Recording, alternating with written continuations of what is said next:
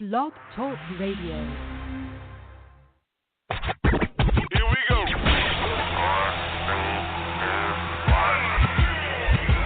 Blast off. This is True Capitalist Radio. True Capitalist Radio. I am your host, the man they call Ghost. The badass of business. Give him capitalism or give him death. That's it. Period. Broadcasting from his Skyline office studios in beautiful downtown Austin, Texas. You sound fruitier than a box of Fruit Loops, for Christ's sake. And now, he'll take it from here. Your host, the prognosticator of prognosticators, the man they call Ghost.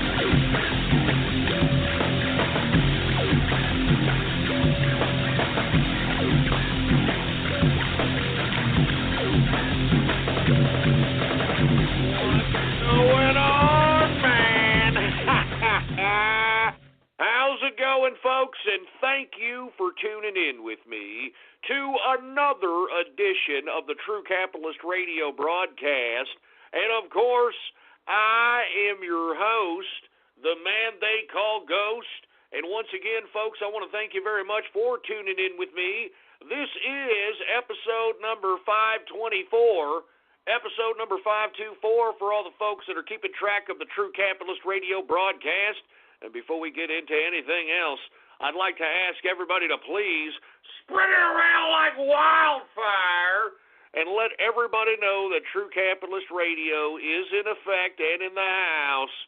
And we are live every Monday, Wednesday, and Friday, 6:30 p.m. Central Standard Time, right here on the official website of the True Capitalist Radio broadcast, and it is blogtalkradio.com/ghost. That's blogtalkradio.com/ghost. And of course, if you have not done so, please follow me on my only social media presence. And if you don't have a Gab account at this point in time, well, by God, I have no idea what the hell you're doing. Get on Gab and follow me on there, folks, under the name Politics Ghost. All one word, no underscores. Politics Ghost is the name to follow, all right? And by the way, spread this link around all over the Silicon Valley oligarch social media websites. I'm talking about the Facebooks. I'm talking about those pause holes at Twitter. I'm talking about Instagram. Everywhere. Spread this link around like wildfire. The whole reason why we have anywhere from 50 to 100,000 live listeners every single time I broadcast is because of you, folks, is because you organically spreading that link around like wildfire and people listening in. So once again, I'd like for y'all to please, if you could do that, it's just a freaking click, baby, all right? Just a freaking click! With that being said, folks, I hope everybody had a good Christmas. I know that we had a Christmas Eve special, folks. If y'all did not hear that, well, by God, go to episode number 523 and take a listen to it in the archive. And, of course, every one of my broadcasts are time-dated and stamped at blogtalkradio.com/ghost. Had ourselves a Christmas Eve edition, which I thought was a very, very nice success. We partook in some activities that were unconventional to the True Capitalist Radio broadcast. We had an internet scavenger hunt, which I thought was very, very exciting. I thought it gave a little bit of interaction with the fans, to say the least, and I think that we're possibly going to do that this Baller Friday. So if everybody really liked the scavenger hunt, take a look this Baller Friday. We're going to consider doing that again, all right? We're going to consider doing that again. Now, before we start getting into crypto and stock talk, let me discuss about the things we're going to discuss today. Obviously, we're going to talk about President Trump news. We're going to talk about how Obama taking subtle jabs at the President of the United States in a goddamn podcast, and where he's being interviewed by Prince Harry, of all goddamn people, this soulless ginger. All right, this offspring of Princess Diana's bodyguard, in my opinion. I mean, just look at him. regardless, taking subtle jabs at POTUS. This guy just can't keep his mouth shut. Obama, he should be in goddamn prison as far as I'm concerned. We're going to talk about that. We're going to talk about how Democrats continue their obstruction. As much as they claim that they want to be bipartisan, they are the most obstructionist party that I have ever witnessed, the most obstructionist Democratic Party that I've ever witnessed in American politics today. We're going to talk about them. We're going to talk about the new, or what we need is, in the Republican Party, is new Republican leadership. Even though we were able to pull the arms of these assholes in Congress and the Senate to pass the tax cuts, I'm telling you folks, I think we need new blood in the Republican Party. I think we need new blood in general, and we're going to discuss that. I know everybody has heard my views on that. We need a completely new set of people in that swamp called Washington, D.C., and we're going to discuss a little bit about that. We're also going to talk about Robert Mueller's special counsel, which is nothing more than a political weapon for the Democrats, and we're going to talk about how, what is it going to take for this Robert Mueller investigation to just go away at this point? I mean, it's obvious this is a corrupt political weapon by the Democrats, Hillary Clinton, and the deep state. I mean, it's obvious. All the damn evidence is coming out, all right? And yet you don't hear any of the mainstream media covering any of this. You know what I'm saying? They're not covering the corruption in this ridiculous Russia-Trump investigation, and it's garbage. Luckily, we have the House Judiciary Committee attempting to try to hold these people accountable and attempting to kind of bring these people in to testify, but either way, it's just not enough, and we, the people, need to start demanding that this damn Robert Mueller investigation jeopardizes the very institutions of our damn government. And we're going to talk about that. We're going to talk about how there was a bomb blast in St. Petersburg, Russia, and we're going to talk about, in my opinion, I don't think it was Muslims. I don't think it was the Chechenian rebels. I think it was Russian domestic terrorism to some capacity, maybe even an inside job amongst black operators that are against Putin at this time, unless we forget Putin is running for re-election. What, the guy's only been in power for, 18 years? Oh, yeah, let's run for another 6. We're going to talk about that. We're also going to talk about North Korea to launch a satellite into space. North Korea to launch a satellite into space. We're going to talk about North Korean news. And guess who's coming around? And guess who is the prognosticator when it comes to this country? And I'm talking about none other than Turkey. Now, y'all remember July of 2016 when Turkey had that fake coup that was quarterbacked by Russia, and everybody thought I was a lunatic back then when I suggested that Erdogan threw that damn coup on himself to, first of all, expose all his enemies within the domestic home front of Turkey, and secondly, to bolster his righteousness or his image within the Islamic community. Because lest we forget, Erdogan is rather an Islamic extremist with a touch of secularism, and that touch is just on the cover. It's just he wears suits. That's about it. So I suggested back then in July of 2016 that this man was throwing a coup on himself. It was quarterbacked by Putin. People thought I was nuts. And lo and behold, 2 weeks later, Putin and Erdogan, the leader of Turkey, are hugging and kissing on television. All right, we're going to talk about that. Anyway, the reason I want to talk about it is because I made the prognostication back then that Erdogan, aside from him utilizing that coup in July of 2016 to highlight and expose any enemies within his state and to bolster his image within the Islamic community, aside from that, he wanted to expand his geopolitical influence. And I suggested back then that slowly but surely, this man is going to start conquering areas within the Middle East that is going to be reminiscent of the Ottoman Empire. I think that's what Erdogan's motive is. I suggested that back then. This man is going to try to make or recreate the Ottoman Empire. And the reason I'm suggesting this, folks, is because right after that coup, what did I say? He was going to go into northern Iraq. He was going to go into parts of Syria. I mean, and that's exactly what he's done. And now Erdogan is calling out Bashar al-Assad in Syria, which suggests that even though Vladimir Putin saved Bashar al-Assad's ass from becoming the next Gaddafi, it seems as if that Russia, who's supposed to be friends with Erdogan and Turkey, is given the open season for Turkey to go after Syria. So this is getting very interesting in this region, and it looks like the Syrian refugee problem won't get any better anytime soon if we have Turkey attempting to make some kind of an aggressive domination power play at Syria. So this is a very, very interesting turn of events.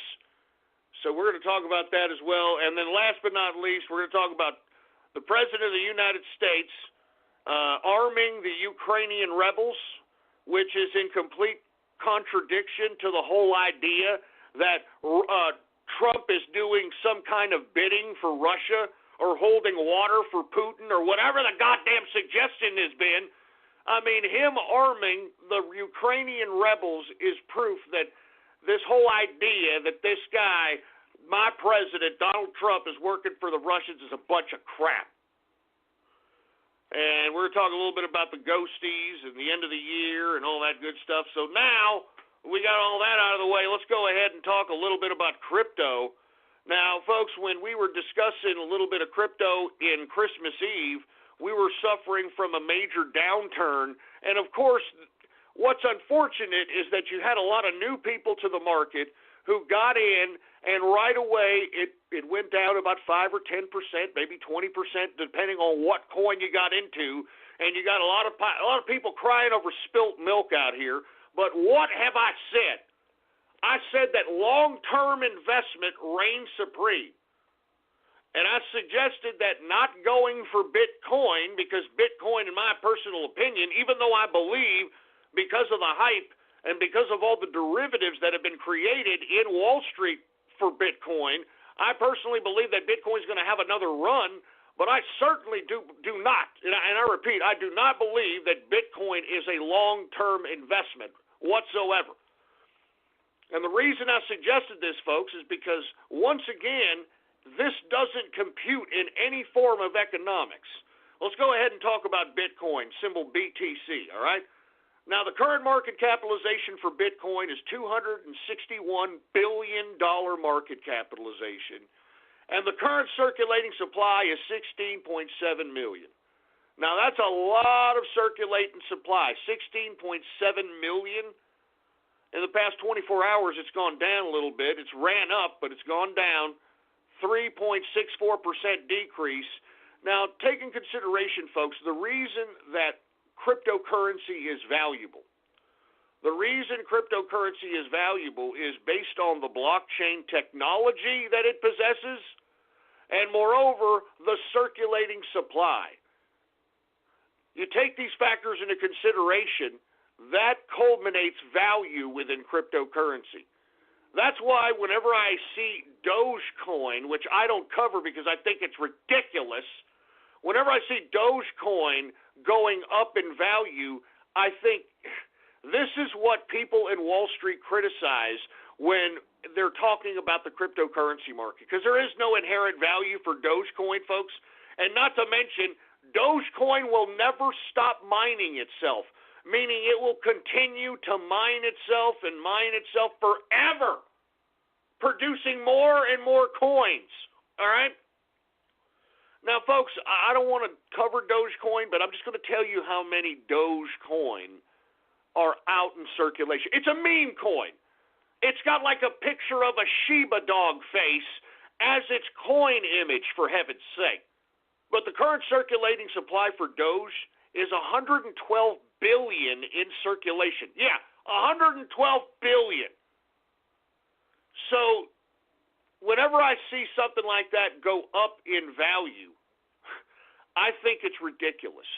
And it's the over-speculation of an overhyped market, or in Dogecoin's case, a bunch of I hate to admit it, a bunch of internet tards that think it's funny that they're, buying into Dogecoin because, it's an internet thing to do. It's a meme coin, yeah. Meanwhile, you're degrading the integrity of the whole goddamn cryptocurrency market when you invest in stupid crap like that. But the reason I brought up Dogecoin is because the same kind of principle can be applied to Bitcoin and why Bitcoin cannot be considered any kind of a long-term investment. The circulating supply for Bitcoin, 16.7 million. And you mean to tell me out of those 16.7 million, every one Bitcoin is worth $15,623.80 as of right now? I mean, that makes no sense. That's just, first of all, way too much circulation of a coin to have these types of prices. Secondly, let's be honest, folks, Bitcoin's technology is rather old. Have you ever made a transfer in Bitcoin? First of all, it's not very fast. Secondly, have you seen the transfer fees? I mean, give me a break. I was trying to transfer, a small amount of Bitcoin, like, was it $25 or something in Bitcoin or something of that capacity? I was trying to transfer it this Christmas Eve, and lo and behold, they wanted to charge me $45 to transfer the damn thing. So first of all, it's slow. Secondly, you've got high transfer fees just to transfer your goddamn Bitcoin from point A to point B. And thirdly, you cannot upkeep these prices when you have a circulating supply at 16.7 million and counting. I mean, this is pure over-speculation what's happening in Bitcoin, folks. And the reason that it's going so high, see, all these idiots in these business channels can never explain why Bitcoin is going so high. It's going so high based on over-speculation. People know that cryptocurrencies are the future. They understand that blockchain technology has revolutionized the future.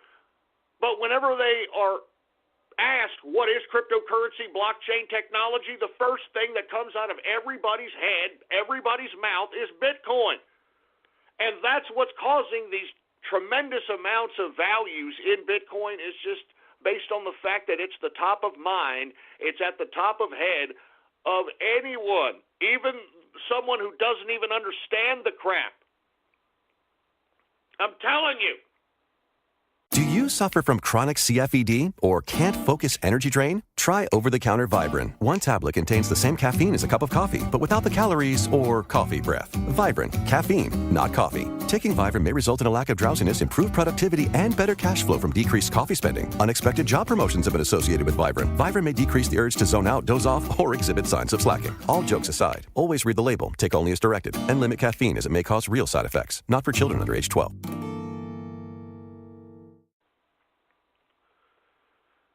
And it's pure over-speculation. Now, I believe it'll make another run, and the reason I think Bitcoin will make another run to about 20 to 25,000, and I would not,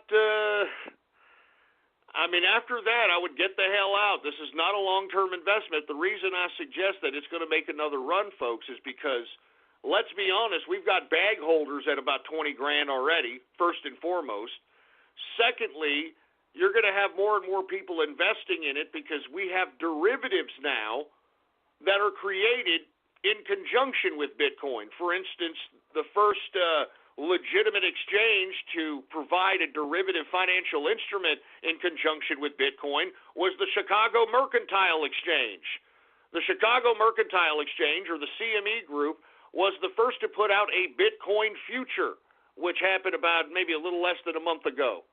Lo and behold, we've got the NYSE, or the New York Stock Exchange, following suit, trying to create and put on its exchange a Bitcoin ETF, which is another financial instrument in which you can kind of trade as a stock, but an ETF, depending on which one, you got to read the prospectus of the ETF, depending on the ETF, if you buy into one that rides the waves of whenever Bitcoin gains, you gain, or you can get an ETF in which you'll gain if Bitcoin loses. So there's a plethora of different financial instruments being created within the realm of Wall Street related to Bitcoin in general. So that tells me that now that Wall Street is in this game, they got a vested interest in making sure that the damn Bitcoin market itself remains afloat anywhere from the price ranges of 15 to 25,000, just so that they can continue to sell these financial instruments that they just created for Bitcoin. And lest we forget, these are the same guys in Wall Street that propped up the damn Wall Street stock market during Obama's administration, when every goddamn company in Wall Street was literally cutting every which way to show better than expected earnings. I mean, they were selling off divisions. They were cutting employees. They were cutting pensions. They did it all in 2008 so that they could show better than expected earnings and prop up this goddamn market. So the same kind of factor will happen, in my personal opinion, related to Bitcoin, at least here for the next 6 months, because you've got Wall Street. I mean, just imagine, they want to sell those ETFs. You know, they want to sell those financial instruments. So by all means, folks, I do believe we're going to still have a run on this. But like I said, the value is in the circulation, low circulation, and in the technology. There is no technology for Bitcoin. It's just a cryptocurrency.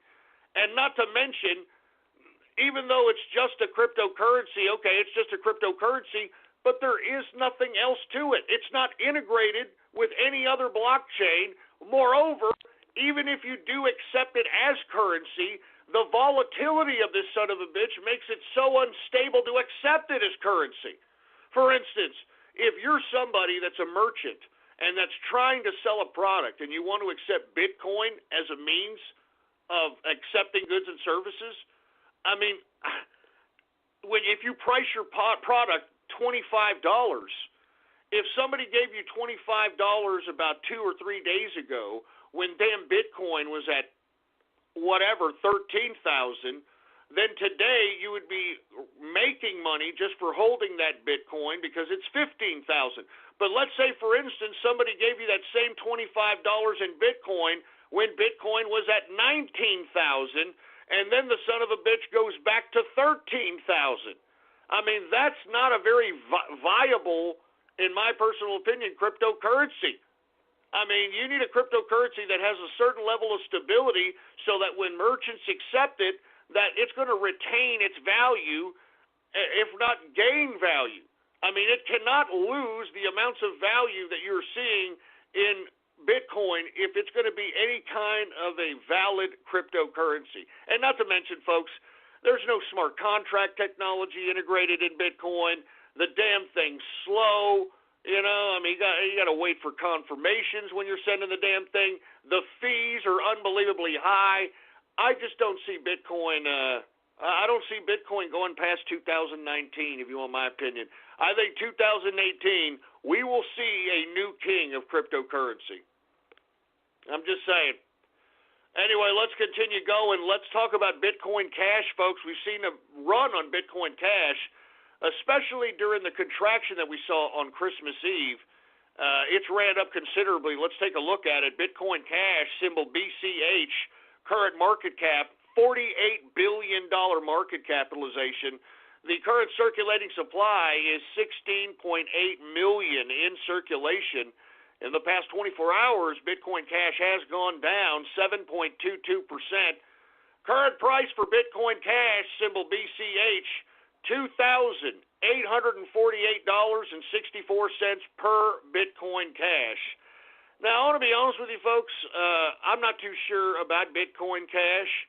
I mean, I know that we have bag holders at Bitcoin Cash up to about almost 4,000. So if we get to that point, whether or not it's going to run, I have no idea. But I do say, and I can say from experience, that Bitcoin Cash is a lot faster of a transfer time than the original Bitcoin. But whether or not that's going to make it the king or the gold of cryptocurrency, I don't think so. I don't think so. Anyway, let's talk about Litecoin, folks. Now, if you want my opinion, I don't know what's going on with Litecoin here. You have the creator of Litecoin, Charlie Lee, selling off all of his Litecoin. I mean, just imagine dumping all of what the hell he had in his goddamn wallet, dumping it all off on the goddamn market out here, which I thought was very ridiculous and nothing more than a virtue signal by this piece of crap Charlie Lee. But I want to talk about some rumors, and look, I'm not saying these are for real rumors, all right? These are things that have been suggested in the rumor mill, and this is something to consider. I don't believe it's true, but there's too many people talking about it in cryptocurrency chat rooms and forum posts to deny it. Now, there is a rumor that Litecoin's creator, Charlie Lee, was seen with Mark Zuckerberg from Facebook. Now, I'm not too sure what the hell that means, and even if they were seen together, whether that means anything. But it would make sense why Charlie Lee would make such a move in selling all his goddamn Litecoin in a virtue signaling attempt if, for whatever reason, Facebook was going to entertain the whole concept of cryptocurrency. Now, let's just say for the sake of argument that, okay, they met together and Facebook is going to do business with Litecoin. What's going to create the value in Litecoin? Because Litecoin is much like Bitcoin. It's just a cryptocurrency. It has no technology behind it outside of its initial token and blockchain. That's it. It is very fast if you have transferred Litecoin. It's not very, you don't have to wait when you're transferring Litecoin. So what will create the value of Litecoin? Well, let's just say for the sake of argument, something does go down between Litecoin and Facebook. Let's say Litecoin and Facebook, they get together in some kind of exclusivity in which Facebook will exclusively accept Litecoin as an exchange of goods and services integrated within its Facebook network. Then all of a sudden Litecoin becomes valuable as hell. Because, I mean, what, how many Facebook users are there across the world? Like 2 billion or something? It's ridiculous, all right? Everybody's got a Facebook, right? If they integrate Litecoin, even though Litecoin is just a cryptocurrency, as the cryptocurrency of flavor for Facebook, all of a sudden Litecoin's value becomes very valuable because the Facebook marketplace is a very, very big marketplace. Now, I'm not saying that this is happening. This is a rumor that Litecoin's founder, Charlie Lee, was seen with Mark Zuckerberg of Facebook. So it's something to keep in mind because you got to, speculate based upon these actions, based upon these moves. And if that's the case, then Litecoin could be considerably valuable if it's integrated in a social media like Facebook in that capacity. And that's another thing that will create value in cryptocurrency, folks. If cryptocurrency, a specific cryptocurrency, is accepted by a big monster online social media or a online retailer, that will definitely create value in a cryptocurrency. Definitely create value. So anyway, I don't know. This is rumors that potentially Litecoin's creator Charlie Lee was seen with Mark Zuckerberg, but we shall see. All right, LTC is the symbol for Litecoin. Current market cap is $14 billion market capitalization. The current circulating supply is 54 million Litecoin in circulation. In the past 24 hours, Litecoin has gone down 5.57% decrease. Current price for Litecoin, symbol LTC, current price $270.08. Now, once again, I don't see the prices going past $350 if we don't see any news like what I suggested that's in the rumor mill that Litecoin's Charlie Lee, was seen with Mark Zuckerberg. I don't see value in Litecoin beyond about $300, $350. But by God, if something like that happens, Litecoin's going to take off to, I would say, in the $800 range plus. But remember, that's how you move on these coins, and that's how you know value is there. Now, let's take a look at Dash. All right, I like Dash. It's only a cryptocurrency component as well. Doesn't have anything integrated in it. It's one of the old school kids. Dash, it was formerly Darkcoin, and Darkcoin changed its name to Dash. And as a result, it had been around not too long after Bitcoin was incepted. And not to mention, folks, I really do like the circulation in Dash. Not to mention it's a very, very quick coin when it comes to transfer time, etc. Let's go ahead and take a look at it. Symbol DASH. Current market cap for Dash is $9 billion market capitalization. The current circulating supply is 7.7 million in circulation. All right, now that's not too many. It's a hell of a lot better than 16.7 million like Bitcoin. In the past 24 hours, Dash has gone down 4.34% decrease in a 24-hour period. The current price for Dash, symbol DASH, current price $1,169.24 per Dash. Let's get to Monero, folks. Once again, I cover Monero because it makes moves. It's been making moves ever since I started covering it. All right? It's making money moves. Monero, symbol XMR, the current market capitalization is $6.4 billion market cap. The circulating supply for Monero is 15.5 million in circulation. In the past 24 hours, Monero has gone up 6.87% increase in a 24-hour period.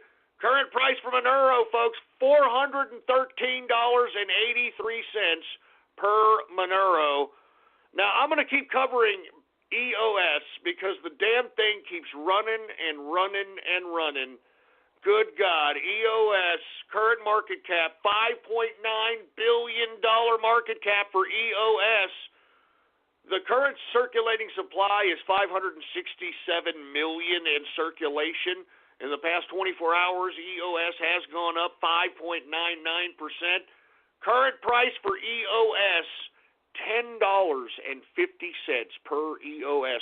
Folks, a couple of months ago, this damn thing was 50 cents. I'm just saying, good God. Let's go ahead and get to Quantum, folks. Now, what have I told you about Quantum? It's one that myself and the Inner Circle have a considerable investment in. And let me tell you, we've been heel kicking, on Quantum. And look, we're going to see this price go up even more. As I suggested, folks, there's going to be a hard fork on Bitcoin that is going to hard fork Bitcoin into something called Bitcoin United.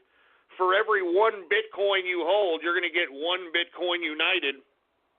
Well, the Bitcoin people allowed Quantum to partake in this hard fork.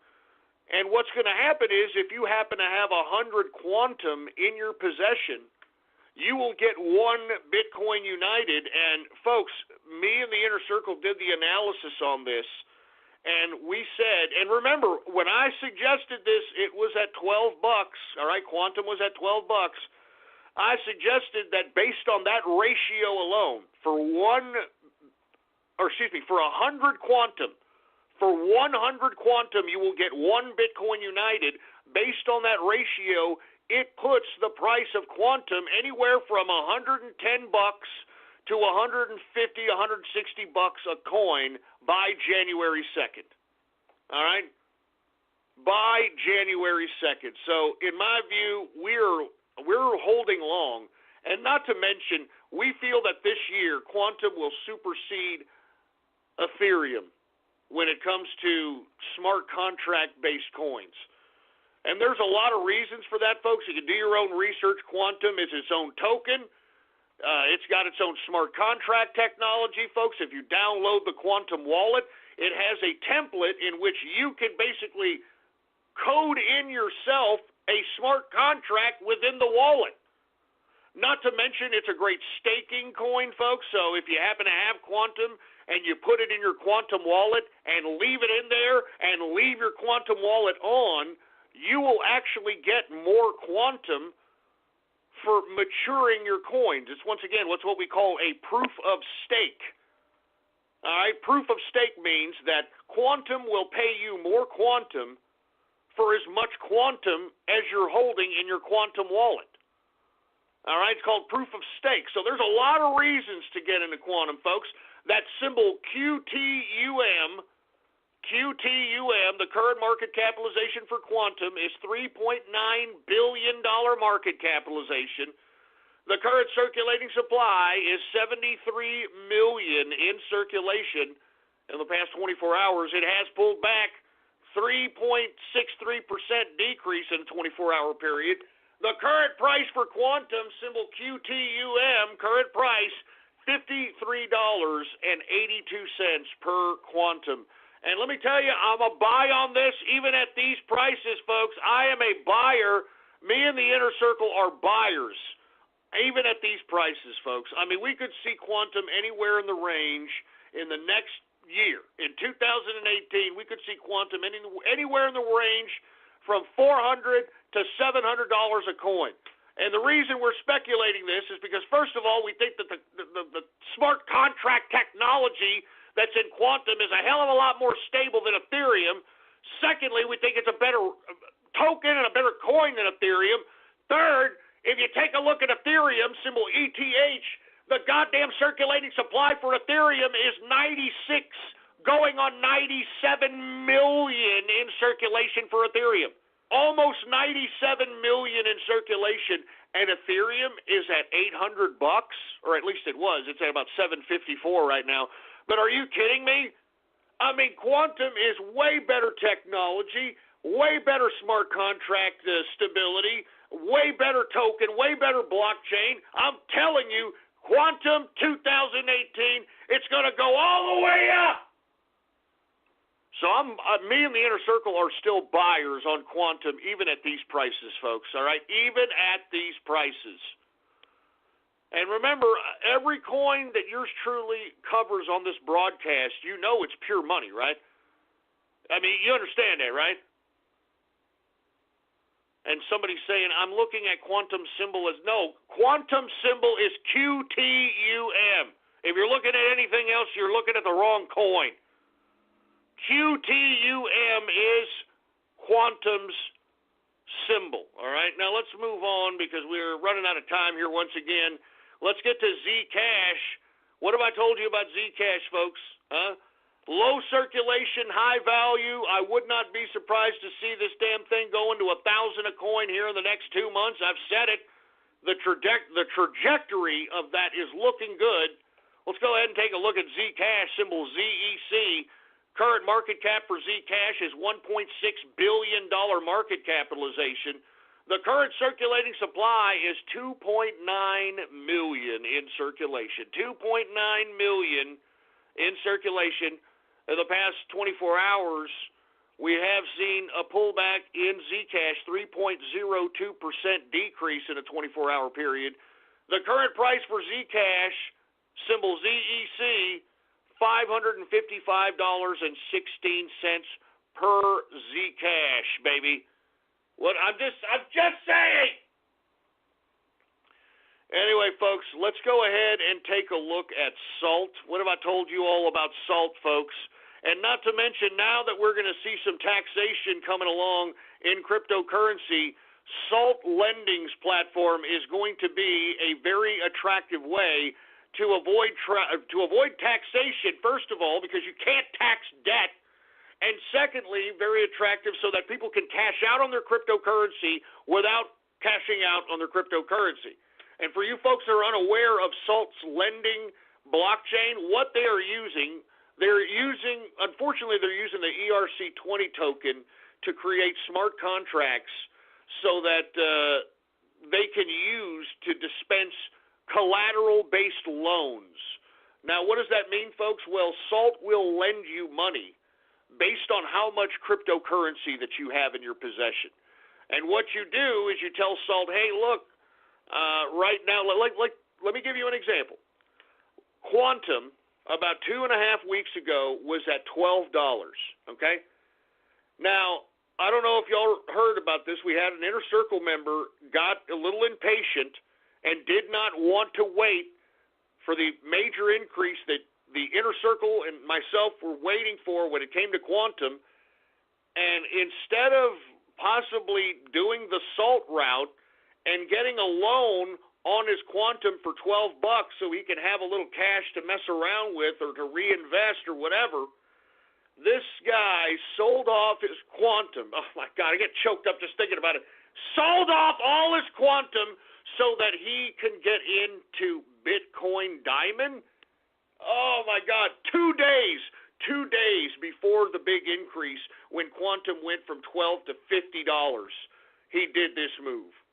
Now, had he gone through SALT, folks, he would have been able to take a collateral-based loan on his Quantum at $12, and whatever he had, I mean, even if he had 10 grand worth of Quantum, because he supposedly had 12 grand worth of Quantum, even if they gave him $10,000 up front, once he saw Quantum go up to $50, all he would have to do was pay off that 10 grand with whatever interest, then get his Quantum back, and boom, he got a loan for $12, paid off the loan, and then got his Quantum back. His Quantum is worth $50.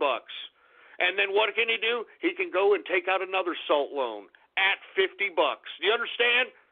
I mean, this right here, folks, you're listening to it right here. This is my opinion, of course. I'm not a tax expert, but this is a way to potentially avoid any kind of major taxation on cryptocurrency because, as I've stated, folks, debt is not income, all right? That's how these corporations get away with it, all right?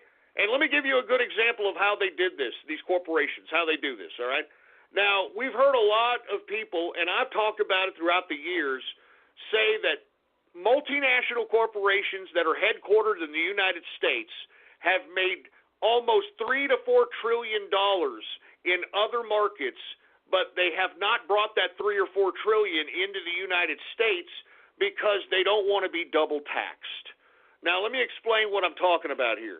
Let's say you're GM, okay, General Motors, and let's say that your car, some car that you make, is very popular in, I don't know, Ireland somewhere, right? Well, all the revenue that GM makes off of selling their product in Ireland is already taxed in Ireland, okay? So whenever they get the money out of Ireland, it's already been taxed by Ireland, and you know how Euro-cuck goddamn taxes are, for Christ's sake, probably 60, 70%. And what GM would like to do is take the profits that it made from Ireland and bring it to the United States. The problem is that the United States wants to tax almost 40% of that money that GM made in Ireland over its cars that it sold there, that it was taxed with. I mean, you understand what I'm saying? They're getting double taxed, right? So instead of the corporations during the Obama administration, instead of them bringing their foreign profits into the United States and being double taxed, they kept their profits offshore, okay? And that's why you kept hearing me, you kept hearing Donald Trump, you kept hearing a lot of people saying there's $3 or $4 trillion offshore that wants to come back into the United States, but it can't because it doesn't want to be taxed another 40% on top of whatever it was taxed in the market of origin.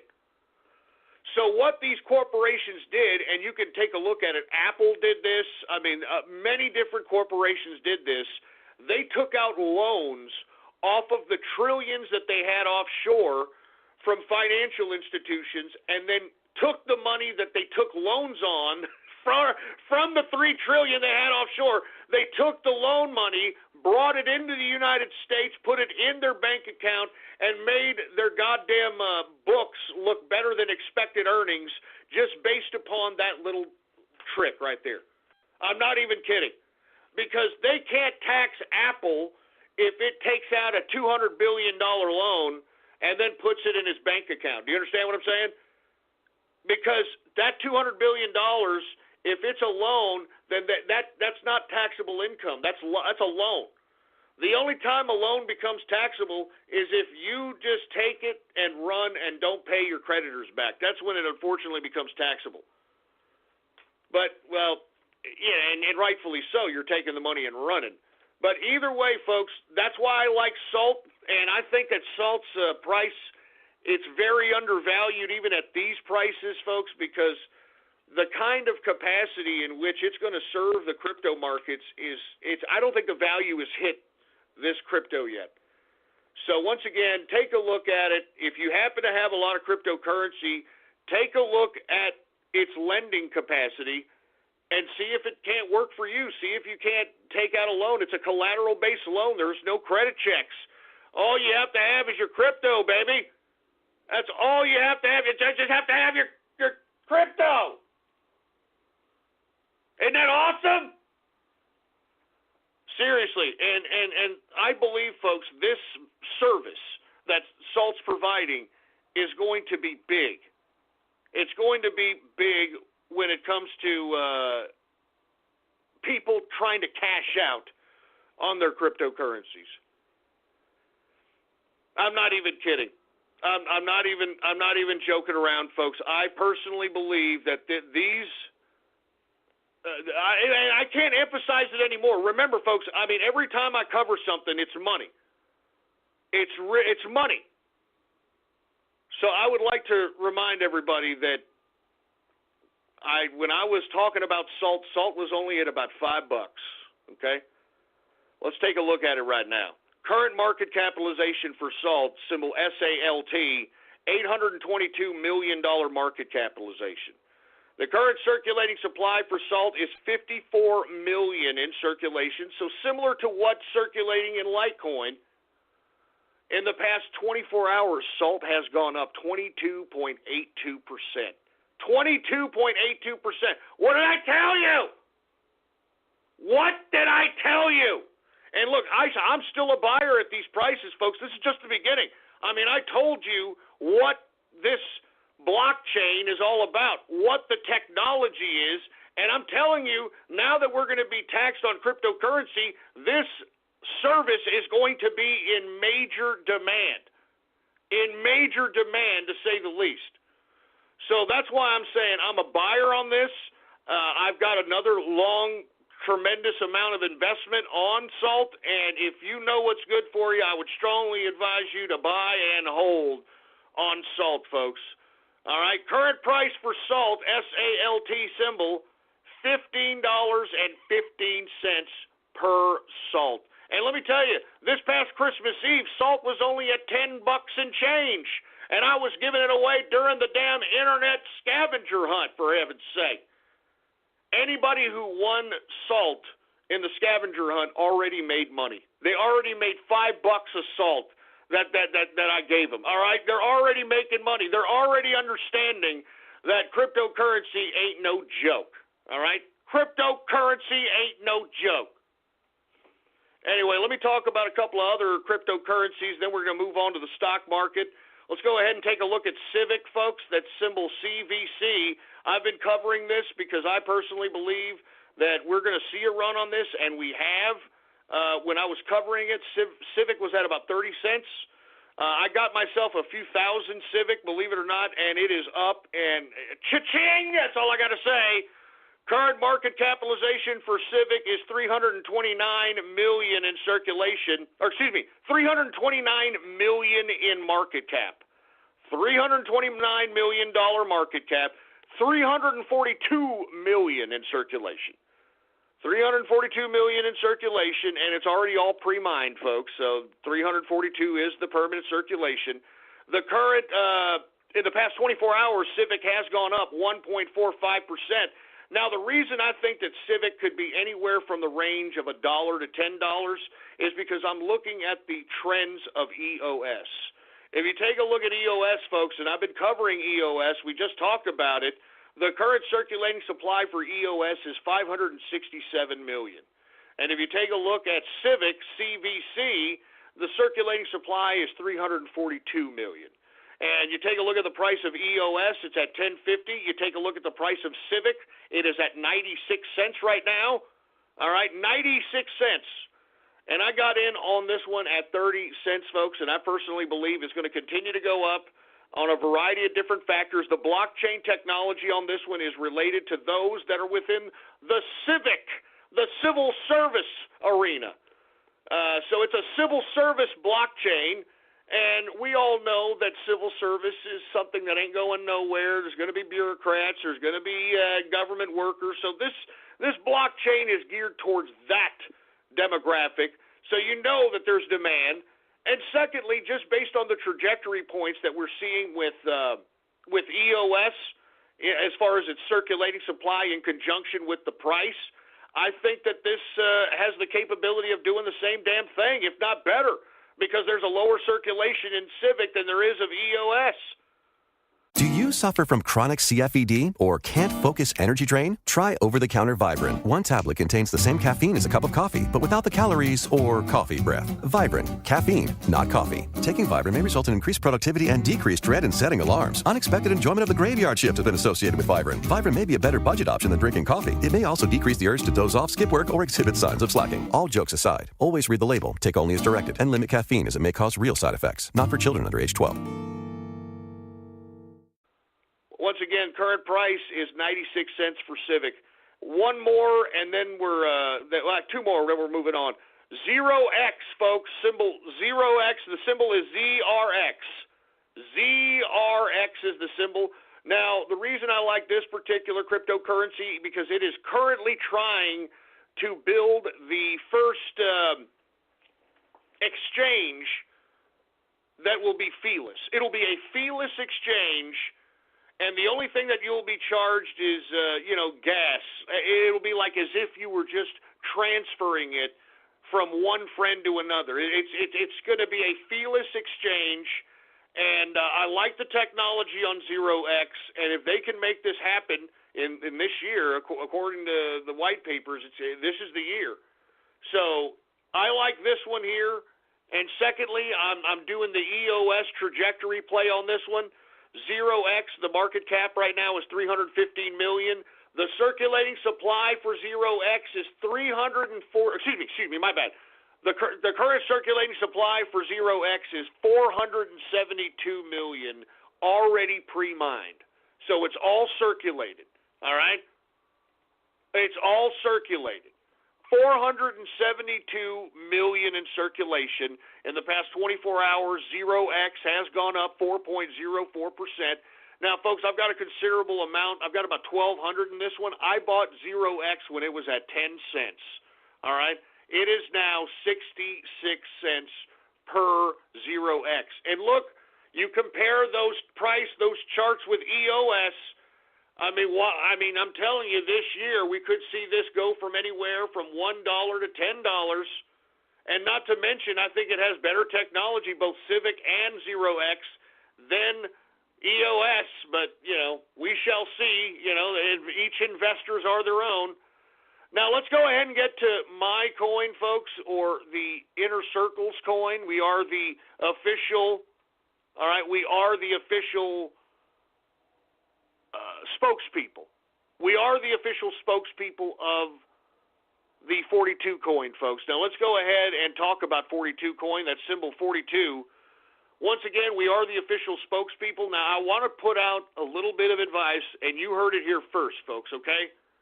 We are going to see a bump in 42 coin because 42 coin is about to be put on an exchange, okay? Now, I'm not going to say anything more than that, but if you want to ride something here in the next couple of months, the next month, take a look at 42 coin, folks, because we're going to be on an exchange, and we're going to Asia, baby. Look, and that's all I'm saying. We're going to hit up one of those high freaking volume freaking Asia exchanges. And we're not stopping there. We're adding on other exchanges, folks. So as far as I'm concerned, I would like for you all to entertain this as a long-term investment. And look, there's 3 reasons and 3 ways to play 42. first reason is to hedge against any contraction in the market because it stays pretty stable, if not increases in value during contractions. Secondly, it's a long-term investment because, as I stated, folks, this is going to be the most expensive coin of all cryptocurrencies. It is going to go over $1 million a coin. Mark my words. I have not been wrong in the cryptocurrency game, baby. All right? Mark my word. Not to mention, I'm involved in this coin, man. What are you talking about? I'm involved in this crap. I'm involved with the negotiations, with the goddamn exchanges, all this crap. This is serious business. The inner circle is the goddamn official spokesperson of this damn coin. I'm just saying.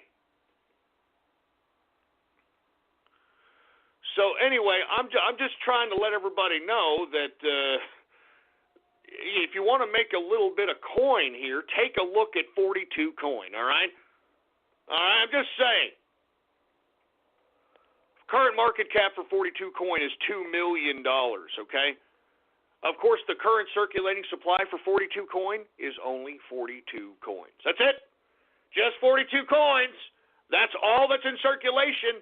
That's a amount of scarcity that is going to bring value on this particular cryptocurrency. It's definitely a trader's coin.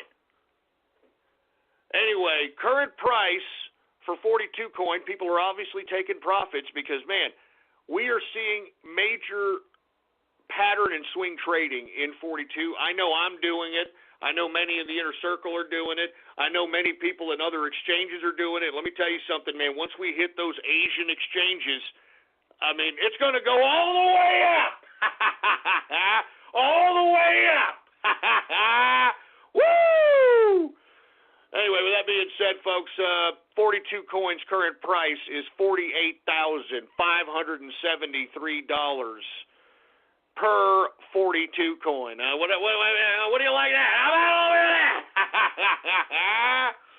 Anyway, folks, let's go ahead and get to some stock market news. Now we're making the transition from crypto to stock market. What did I tell you about the stock market? I said I am bullish on this stock market for at least the next 4 quarters. And by God, take a look at this market. It doesn't want to stop. Now, why did I say that? Because first and foremost, folks, this market was being propped up by all the fund managers, the hedge fund managers, the mutual fund managers that got bailed out during Obama's tenure.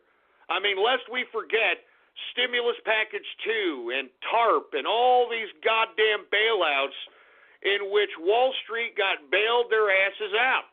So they owed Obama, so what they did was prop up this stupid Wall Street, they propped up this goddamn market to make it look as if the economy was worth a crap. Meanwhile, we weren't even getting, 0.5% GDP growth on a goddamn quarterly basis? I mean, this is what I'm talking about, folks. It was pure economic charades, the Obama time. I mean, hell, all you have to do is remember it. I mean, in the next year, it's going to be a whole new America in 2018. There's going to be a lot of money in people's wallets, a lot of economic opportunity, lots of jobs for people to choose from, and they are going to look at Obama and say, man, was that really America? Yes! Yes, that was! And by the way, folks, during that time, I was telling everybody this is a fake market, okay? This is an overinflated market, and the reason Wall Street did it was because the government bailed them out. They owed the government. You know, they owed Obama. So as a result, they propped up the market even though our economy was crap. Obama and the Democrats would always point to the fact that, hey, look at the stock market. Look at the stock market. It's doing great. Well, folks, I was very scared that we were going to see a contraction. And I think we should have seen one. But once Trump took power, folks, the contraction never happened because of 2 factors. First of all, the Federal Reserve did not raise interest rates to the point in which it would scare away investors out of the stock market and commodities market and cause a major contraction within the market. That's first and foremost. And secondly, once Trump took power, He didn't just wait around and play with his pecker shaft like goddamn Obama did once the damn economic recession of 2009 set in, and then used that economic recession as a means of bailing out not only Wall Street, but paying back everybody who donated to the Obama campaign and the Democrats via stimulus package 2. And I keep telling people about stimulus package 2 because we can't ever let anybody forget about it. You understand that? We can't ever let anybody forget about stimulus package goddamn 2, for Christ's sake, man. That was a blatant giveaway of U.S. taxpayer money, a blatant giveaway of U.S. taxpayer money to the Democrats and anybody who donated to them or Obama, and all you got to do is take a look at all who got money out of that $1 trillion giveaway to know what I'm talking about. It was a disgrace, and I can't believe that's legal. And if you take a look at who got money in stimulus package 2, and take a look at the biggest critics of our president today, then you'll understand why everybody's so loyal to Obama. Then you'll understand why everybody's so loyal to the Democrats. All right? They bought and paid for that loyalty. Look up stimulus package 2, man. I'm telling you. It was the biggest giveaway of U.S. tax money, and these assholes utilized the recession to justify it. It was a piece of crap. And I encourage people, read stimulus package 2, take a look at all the money, where it went, and you will notice a correlation for people and groups who got large sums of money in stimulus package 2 being the loudest and most vocal critics of our president right now, Donald Trump. These people aren't loyal. They've been bought and paid for. That's why every time there's protests, what do you hear? Paid protesters. People who paid to be agitators. That's all the left is. It's a house of cards. It's fake. It's fake. Anyway, we are now in the second hour of the True Capitalist Radio broadcast. And, of course, I am your host, the man they call Ghost. And once again, folks, I want to thank you very much for tuning in with me. Before we get started on anything else, I'd like to ask everybody to please spread it around like wildfire and let everybody know that True Capitalist Radio is in effect and in the house, and we are live every Monday, Wednesday, and Friday, all right, 6:30 p.m. Central Standard Time. All right, that's every Monday, Wednesday, and Friday, 6:30 p.m. Central Standard Time, right here on the official website of the True Capitalist Radio broadcast, and it is blogtalkradio.com/ghost. That's blogtalkradio.com/ghost, and of course, if you have not done so, please follow me on Gab, folks. All right, that's my only social media presence out here. Gab, you can type in your browser and get there by typing in gab.ai, and you can follow me under the name Politics Ghost. All one word, no underscores, baby. Politics Ghost is the name to follow, all right? Now that we got that all out of the way, let's go ahead and let's talk some stocks here, all right? Dow Jones Industrial, folks, we're approaching 25,000 Dow Jones Industrial. Now, the reason that we never saw contraction, even though Wall Street was propping up the damn stock markets during Obama, is because Donald Trump came in and hit the ground running, and just on mere will, folks, Donald Trump's tenure as president, 1-year tenure as president, has produced 3% GDP growth. 3% out of mere will, for heaven's sake. Legislation, nothing has done this. It's just the name, the brand, the man, Donald Trump. He's the guy who made this happen. And now that we have this tax cut, folks, don't listen to what the Democrats are saying. They are trying to be doom and gloom because they had not one thing to do with what is about to happen in 2018. And always remember that. In 2018, if you think that 2017's Christmas was good, Just wait till 2018, baby. All right? I mean, let me tell you, we are going to see economic prosperity that we have not seen in over 35 years. You understand? 30, almost 35 years. We are going to see economic prosperity, opportunity.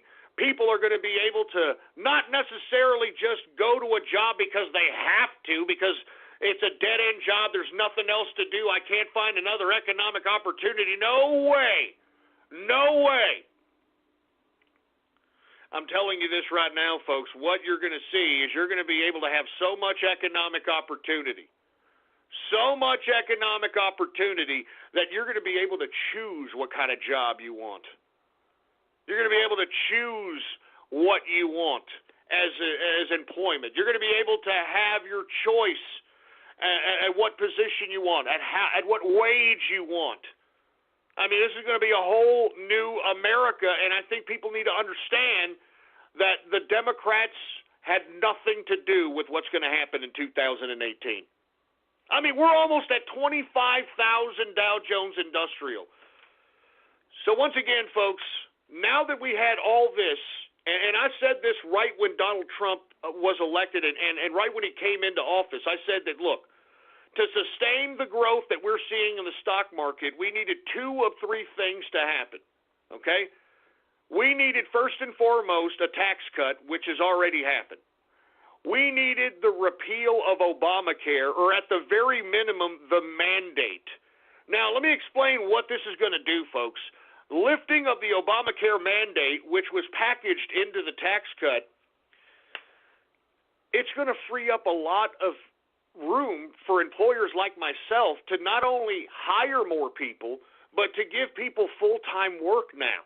Because I'm going to be honest, folks, small business, brick-mortar business owners like myself, I mean, I'm not going to go hire somebody that is going to do manual general labor when their wages are not even, I mean, let me put it to you like this. Let's say I pay somebody $10 an hour for doing, a decent job. You got to pay people decently so that they can be loyal employees, But $10 an hour, if I hire them as a full-time employee, would be $400 a week, all right? But because under Obamacare, I have to purchase their health insurance because they're full-time employees, and health insurance premiums, folks, you've seen them, they're like $700 a month plus, depending on what market you're in, for heaven's sake. And the amount of money as an employer that I'm going to have to shell out supersedes the wages that I'm paying this person, which means that Obamacare basically outpriced unskilled labor out of the market. And I said that this was actually done on purpose. Because who does it hurt? Who does outpricing unskilled labor out of the market work? Huh? I'm serious. It hurts minorities. It hurts the poor. It hurts those that don't have economic opportunity. That's who it hurts. And guess who was the biggest population to get on welfare and food stamps during Obama, too? The same people who were outpriced out of the market because of Obamacare and the mandate. And now that the mandate is lifted, folks, someone like myself can not only hire somebody full-time and pay them $400 a week, but let's just say for the sake of argument, I mean, this person is a hell of a worker and is good morale boost for the establishment that I own, that they want to work overtime. Overtime will come back to unskilled labor, folks. You understand? I mean, when Obamacare was law, I couldn't even hire a full-time employee without being forced by law to pay for their health insurance, which outpriced them out of the market. Now that the Obamacare mandate is lifted, general unskilled labor can not only work full-time again, they can work for overtime again. And what have I told you? I told you that during the Obama 2. I told you that during Obama, too. I said that we need unskilled labor to be able to go back to work full-time and be able to have the opportunity of collecting overtime, folks. Because prior to Obama, I remember a lot of people who would work for overtime. I mean, they would pay their sustenance based upon their regular wages and have the overtime that they would accumulate as money and funds to be able to do extracurricular activities or be able to buy something. You know what I mean? So give me a break. Jesus Christ. Anyway, once again, I'm just trying to give people a heads up that this is why we're seeing what we're seeing in the stock market. So let's go ahead and get to it, all right? Dow Jones Industrial today was up 28.09 points. And let's be honest, they're rallying because not only of the tax cut, but did you all hear that Trump's 2017 Christmas, the first Christmas with President of the United States Donald Trump in power, was the highest grossing Christmas in history. Over $800 billion made? $800 billion made, all right? $800 billion. And you know what that says, folks? That says optimism. That says consumer confidence. That says that people feel comfortable. This ain't Obama anymore. People feel comfortable that they're going to have employment or be gainfully employed or have the means to be able to obtain revenues and an income so that they could spend a little bit this holiday. And I think that's just the beginning, folks. That's why I said if you think this Christmas was great, just wait till 2018's Christmas. Just wait till 2018. It's going to be a whole new America, and I cannot wait. I cannot wait. Once again, 28.09 point increase, a percentage increase of 0.11%, closing out Dow Jones Industrial at 24,774.30 points. For the Dow Jones Industrial. Once again, we're approaching 25,000 Dow Jones. Let's get to the S&P. S&P 500 is up 2.12 points, a percentage increase of 0.08%, closing out the S&P at 2,682.62 points for the S&P 500. Let's get to the NASDAQ. The NASDAQ is up 3.09 points. A percentage increase of 0.04%, closing out the NASDAQ at 6,939.34 points for the NASDAQ composite. Man, we're almost at NASDAQ 7,000. I mean, good God. Good God. I mean, can you feel that you're in Trump's America? I mean, I'm not even a guy. I can feel it, man. Can you feel it? I can feel it, man. And I feel optimistic as hell. Now, let's talk a little bit about oil, folks, because oil we're seeing at about a 2.5-year peak here. You know, 2.5-year highs after seeing some major decreases in energy. We're starting to see it creep on a come-up, so let's go ahead and talk about it. WTI sweet crude, it was up a nickel today, a change of 0.08%, closing out WTI sweet crude at $59.69 a barrel. Let's go ahead and get to Brent crude. It was up 6 cents today, a percentage increase of 0.09%, closing out Brent crude at $66.50 per barrel of Brent crude. Gasoline is down 0.35%. Natural gas is up 0.26%, and heating oil, take a look at the volatility in heating oil. And what have I told you? Once that Arctic blast hits, heating oil is going to go up. It has contracted, though. It's down very, very minor, 0.27% decrease. Let's go ahead and get to the metals. The metals! Let's get to the goddamn metals! We've got gold unchanged today. Current price for gold is $1,291.40 per troy ounce of gold. We've got silver down a penny today, a percentage decrease of 0.04%, closing out silver at $16.75 per troy ounce of silver. Copper is down 0.24%, and platinum is up 0.12% for platinum. Let's go ahead and get to the commodities here, folks. Let's get to grains. Corn down 0.14%. Wheat is down 0.18%. It's down 0.18% for wheat. Oats is down 0.10%. Rough rice is down 0.04%. Soybean is down 0.08%.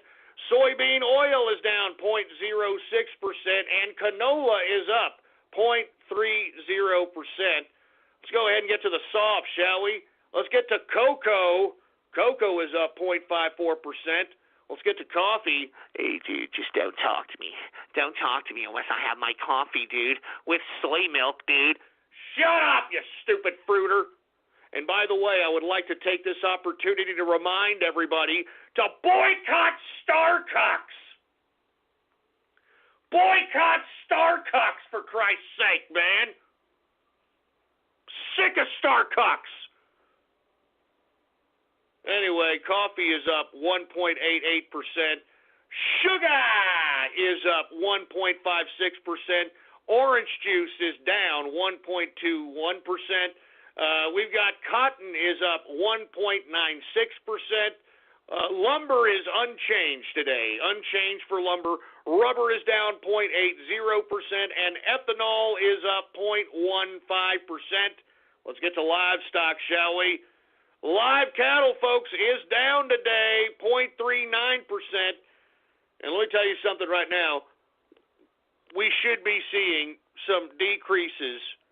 We should be seeing some goddamn decreases in live cattle, all right, especially steak prices, all right?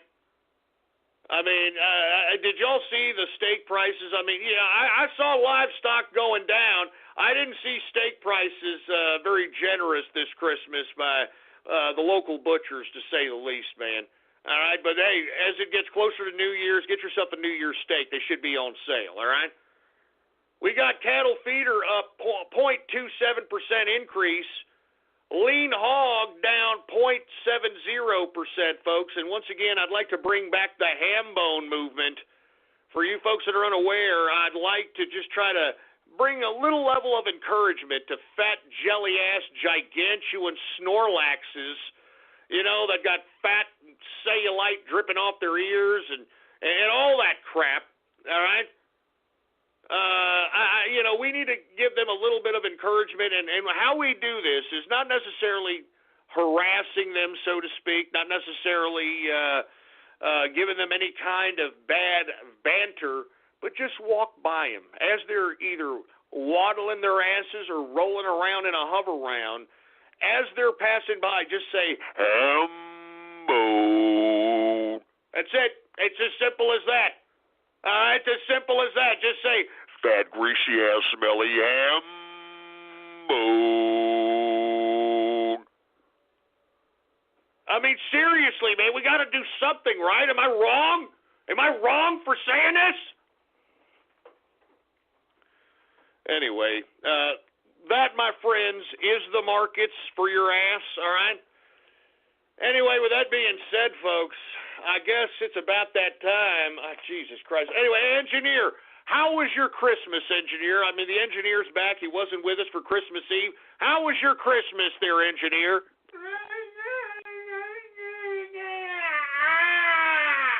All right. Well, it sounded like you had a pretty good Christmas. I guess it's time for Gab shout-outs. Do we have any Gab shout-outs, engineer? All right, well, let's go ahead and get to some Gab shout-outs. And for you folks that are unfamiliar, if you would like a Gab shout-out, all you've got to do is like the first like on my Gab account, folks. And, of course, the Gab post to like is True Capitalist Radio Now Live. If you like that post on my Gab, I will give you a Gab shout-out live right here on the broadcast. Right here and now. So let's go ahead and get to some Gab shout-outs right now. Who do we got here? We got BN King in the house, Metroid Junkie in the place, Ghost is mining Dogecoin. Shut up, man. I'm not even touching that stupid meme coin. Good God. Soros Christmas heart attack, LOL. Hey, is that for real? I heard that was a bunch of crap. Did Soros really have a heart attack? Even if he did, he could buy another heart, just like Rockefeller did. Remember, he bought 6 hearts before his body said, you know what, we're taking a dirt nap, you evil prick.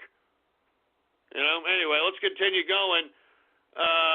What do we got? How to grow Bitcoin. What the hell does that mean? Jesus Christ. We got Mr. Ghost Feeney, whatever the hell that means. Jesus Christ. We got the Dreadnought. Review Bra. I mean, can somebody explain to me, is it autistic intrigue the reason why everybody likes Review Bra? I mean, is it? I'm just asking. Hi, I am Review Bra, and I'm sitting here in my Toyota Corolla 1995 eating a cheese-filled chorizo taco that was made with Cheeto Crunch and Dorito. I mean, the guy is just, I don't know. I don't mean to talk about Review Bra. Everybody out there, don't talk that way about the Review Bra. Don't talk that way about Review Bra. Get out of here. Get out of here. Anyway, we got Distilling on Vacation. We got Thoris Yeltbin, whatever the hell that is. We've got Gomer Pilebin. Shut up. Shut your face. Who else do we have here? I'm not saying that disgusting name. We've got, I'm not saying these disgusting names, man. Go shove it up your ass. Fatty Albin Nickel. Really, idiot? Really, you moron? Got some idiot named Mohammed. Somebody named Lesbian Tree. Lesbian Tree, really? Jesus Christ, you freaking sick bastards, man. Johnny Fremont. We got Kush in the house. What's going on to Fish? Who else do we got here? Once again, if you want a shout out here on Gab, all you got to do is like the first post, the post that states True Capitalist Radio now live. If you like that post, I'll give you a Gab shout out live right here on the broadcast here and now. St. Petersburg Explosive Vodka. Come on. Explosive vodka? Oh, my God. You people are stupid. Give me the mic. Jesus Christ. We got Crypto Bro Dog. We've got, who else do we have here? Happy New Year's Dad. What the hell are you talking about? No, don't call me your father, you sick autist. I'm not your father. Shut up with that crap. You sick bastard. I'm not your daddy. You understand that, boy? You wish I was, but I ain't. All right? Jesus Christ, man. Who else do we have here? We got Daniel James in the house. Trust Jesus. We got Supa in the place. What's going on? Who else do we have? One fish, two fish. I'm Jewish. What? One fish, two fish. I'm Jewish. You son of a... God damn it. I don't know how many times. I don't know how many goddamn times I gotta tell you idiots on the internets out there, I am not a Jew. I am not a Jew. I use yarmulkes for coffee filters, for Christ's sake. Give me the mic. Give me the mic. I don't know how many goddamn times I gotta tell you that, boy. Do you suffer from chronic CFED or can't focus energy drain? Try over-the-counter Vibrant. One tablet contains the same caffeine as a cup of coffee, but without the calories or coffee breath. Vibrant. Caffeine, not coffee. Taking Vibrant may result in increased productivity and decreased dread in setting alarms. Unexpected enjoyment of the graveyard shift has been associated with Vibrant. Vibrant may be a better budget option than drinking coffee. It may also decrease the urge to doze off, skip work, or exhibit signs of slacking. All jokes aside, always read the label, take only as directed, and limit caffeine as it may cause real side effects. Not for children under age 12. Do you suffer from chronic CFED or can't focus energy drain? Try over-the-counter Vibrant. One tablet contains the same caffeine as a cup of coffee, but without the calories or coffee breath. Vibrant. Caffeine, not coffee. Taking Vibrant may result in a lack of drowsiness, improved productivity, and better cash flow from decreased coffee spending. Unexpected job promotions have been associated with Vibrant. Vibrant may decrease the urge to zone out, doze off, or exhibit signs of slacking. All jokes aside, always read the label, take only as directed, and limit caffeine as it may cause real side effects. Not for children under age 12.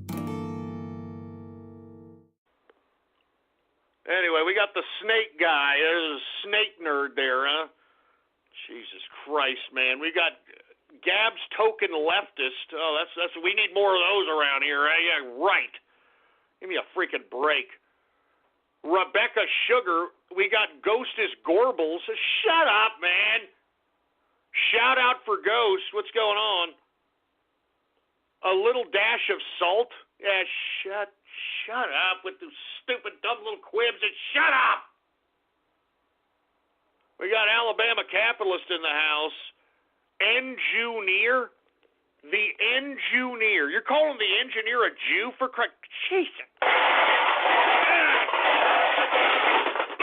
What a bunch of racists, man. I've come to the conclusion that every idiot that listens to me is a racist bastard. And you know what's funny? Is that I make a little bit of criticism about autists and Asperger's, but I'm the bad guy, right? I'm the bad guy. A stupid idiot. Give me the mic. Give me the mic. Give me the goddamn mic, for Christ's sake. I'm the bad guy, right? Jesus Christ, man. The ghost of Charles Manson, really, asshole? 101 ways to cook a Manhattan? Oh, you sick idiot! Good God! That's not funny, man! I mean, seriously, you macabre assholes, that is not funny! What is wrong with you people? Jesus, what's wrong with you people? Oh, my God. Give me the freaking...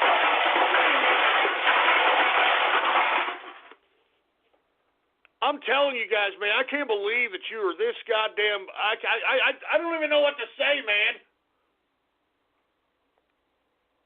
Jesus Christ, man. I don't even... am I supposed to continue on? Am I supposed to continue on with this crap? Jesus Christ, man. Oh, my God. I'm only going to take a couple of more of these, and that's it. I can already see where this goes, for Christ's sake. Look at this. True Toothless Radio. Hey, asshole, I got all my teeth, you idiot. Shut up. Tooth Fairy Capitalist? Look, shut up! I'm not bald. I'm not toothless. All right? I'm telling you this right now. If your wife or your mother saw who I was, she would probably be dropping trowels saying, please penetrate my body. I guarantee you, boy. I guarantee it. So don't sit there and talk trash. All right? I'm telling you right now, you better make sure that my voice isn't escaping into the next room where your mommy's in, because I guarantee you she's getting on the biggest piece of furniture and she's straddling that son of a bitch, listening to the manly dominance that this man is throwing around the internet like it ain't shit. I'm pure alpha, baby! Do you understand that? I'm pure alpha! And don't you ever forget it, boy. Don't you ever forget it, man. I'm a bad man, and you idiot, you just don't understand.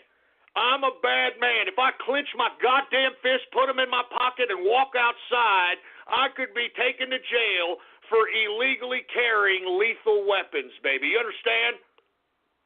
I'm a bad man. It ain't nothing for me to kick a man's ass. I tell you, I'd stomp a mud hole in your ass, kick it dry, and then take a dirty yellow bubbly piss in it, and all you can do is look back at me with a yellow smile about it there, you sick son of a bitch.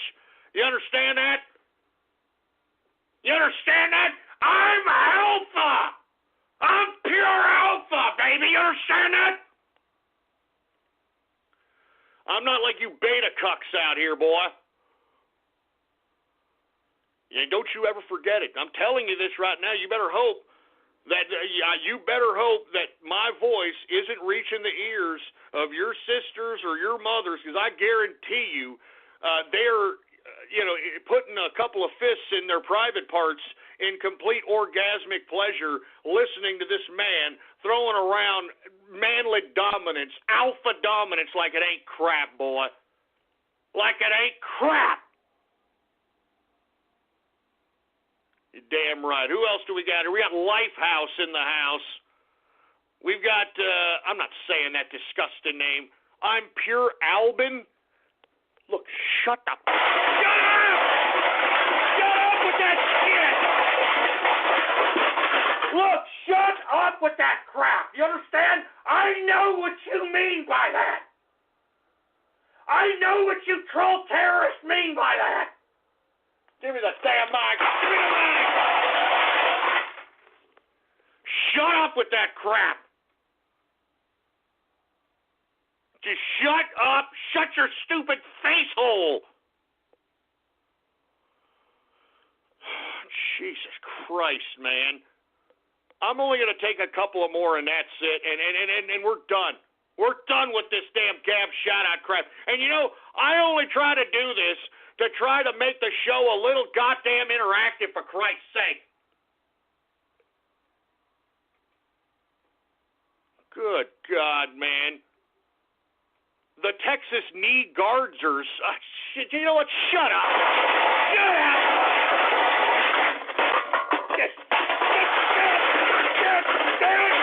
Get crap out of here. I'm done doing damn Gab shout-outs to you losers, man. I'm done. I'm done. I'm done doing it. I'm done. I'm done. I'm done. I'm done. I'm done. I'm done. I'm done. I'm done. I'm done.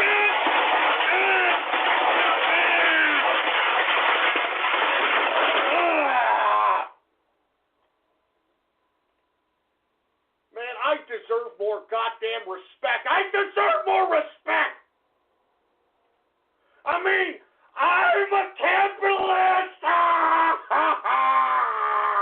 and I deserve the respect according that goddamn title. I mean, didn't you goddamn losers have a decent Christmas, for Christ's sake? Give me the mic. The goddamn mic, man. I'm done with you. I'm done. I'm done with this crap. I'm done. I'm done. Jesus Christ, man. I mean, do you understand that you people that troll me and piss me off, I'm not here to broadcast for you people. Do you understand? I mean, I've got production notes. Yeah. I got production notes that I handwrite myself. My show is serious business, damn it. I mean, I'm listened to by tens of thousands, hundreds of thousands of people throughout the world. And I deserve the respect accorded that goddamn title. Do you understand what I'm saying there, boy?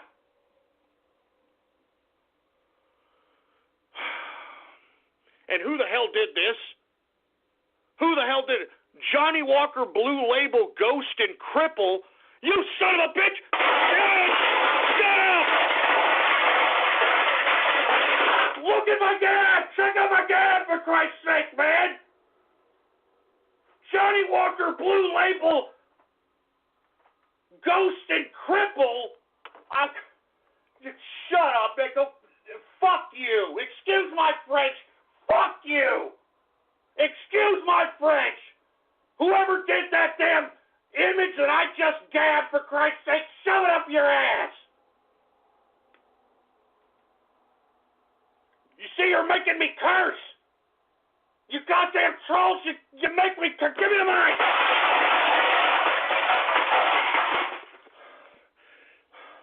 You people are making me curse.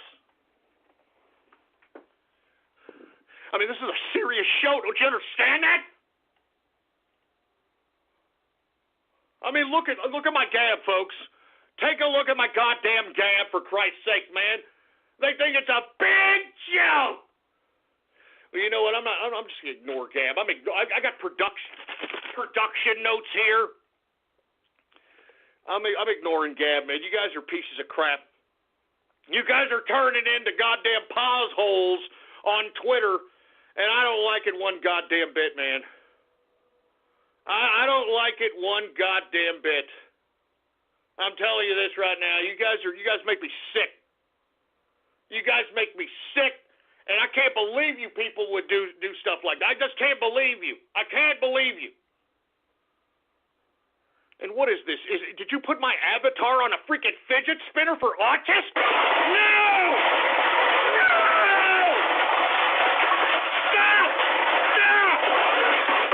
Look, you assholes need to stop it right now, or I am getting off this broadcast and ending this son of a bitch early. You understand? I'm serious. Look at my gab. Check out my gab. They put my image on a freaking fidget spinner for a bunch of autists and aspies.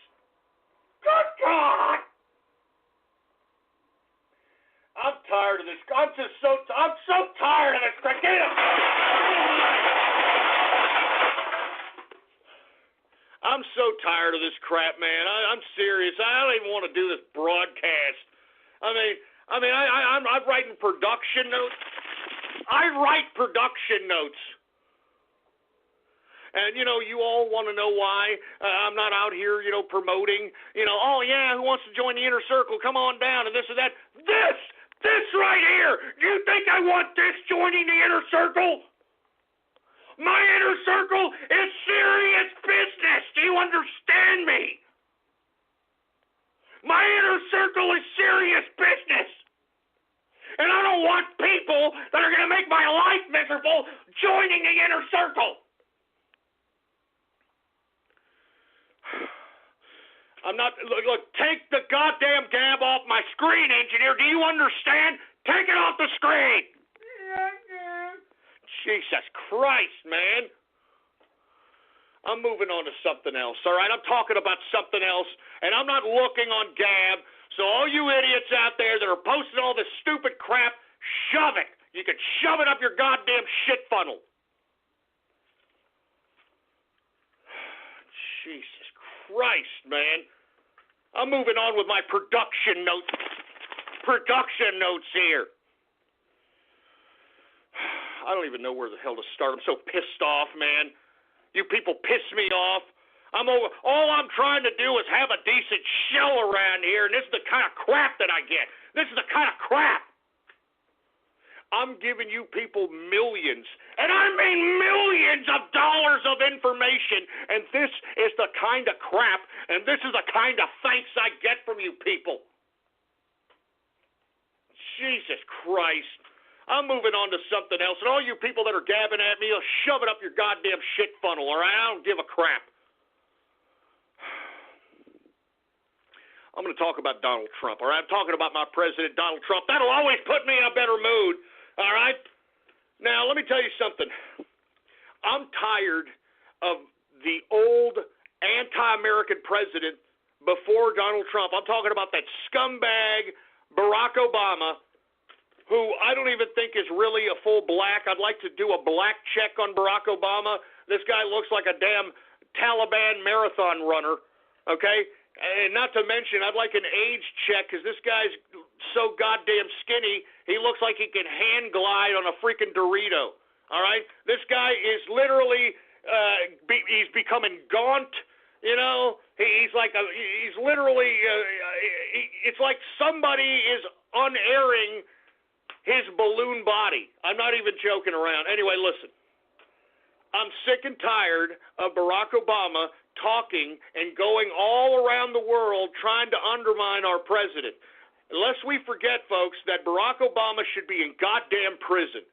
He should be in goddamn prison for all the anti-American activities and all the anti-American policies that he passed and conducted during his tenure as president. And as I stated, this asshole, Barack Obama, was nothing more than the affirmative action president. Do you understand? And that's why everybody voted for him. That's why everybody voted for him, because he was that one black kid in an all-white school that everybody thought was a novelty and wanted to have him on his team and all that crap. All right? I'm sick of this crap. I'm sick of Obama. God damn it, Obama, you're a Goddamn traitor! Every policy that Obama passed, everything that he did tried to demoralize and destroy this country. And why do you think Obama's not spending any time in America? He hates this country. I mean, take a look at the policies that he did. He hated this country. He sold out this country. Under his tenure, he amassed more debt. Barack Obama amassed more debt than all previous presidents before him combined. This guy is a piece of trash, and I will not rest until this man is in prison. You understand? I will never let anybody forget what Obama did to this country. You understand? Now, the reason I bring up Barack Obama is because he's continuing to air out his little fruit bowl, tranny-loving grievances. All right? He's criticizing our president. He's trying to take subtle jabs at POTUS, trying to undermine Donald Trump, for Christ's sake, man. Why don't you just go away, Obama, all right? Why don't you just go away? The 8-year tenure that you were as president destroyed this country. I mean, all you got to do is look at the numbers, for Christ's sake. Take a look at how many people ended up on welfare, on food stamps, who were unemployed. Take a look at those people. Take a look at everyone who suffered. Take a look at the 0.5% GDP growth. I mean, I'm telling you, folks, Barack Obama destroyed this country because he hated America. I mean, people are shocked that Donald Trump is able to, somehow put America back on an economic footing in which prosperity is coming back.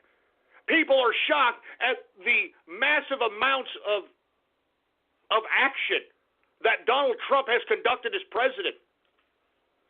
I mean, once Barack Obama got into power, what did he do? He used the damn economic recession to his advantage so that he could justify an open raid on the American tax system. And that's why I keep telling each and every one of you, you have to read Stimulus Package 2.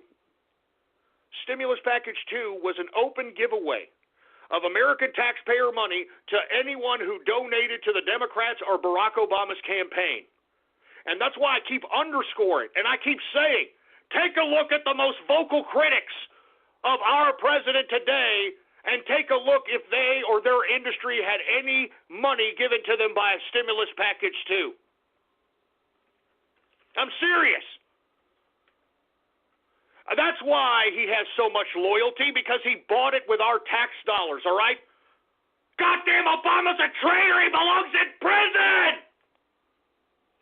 And not to mention, take a look at all the mischievous crap that he did. He armed and trained ISIS.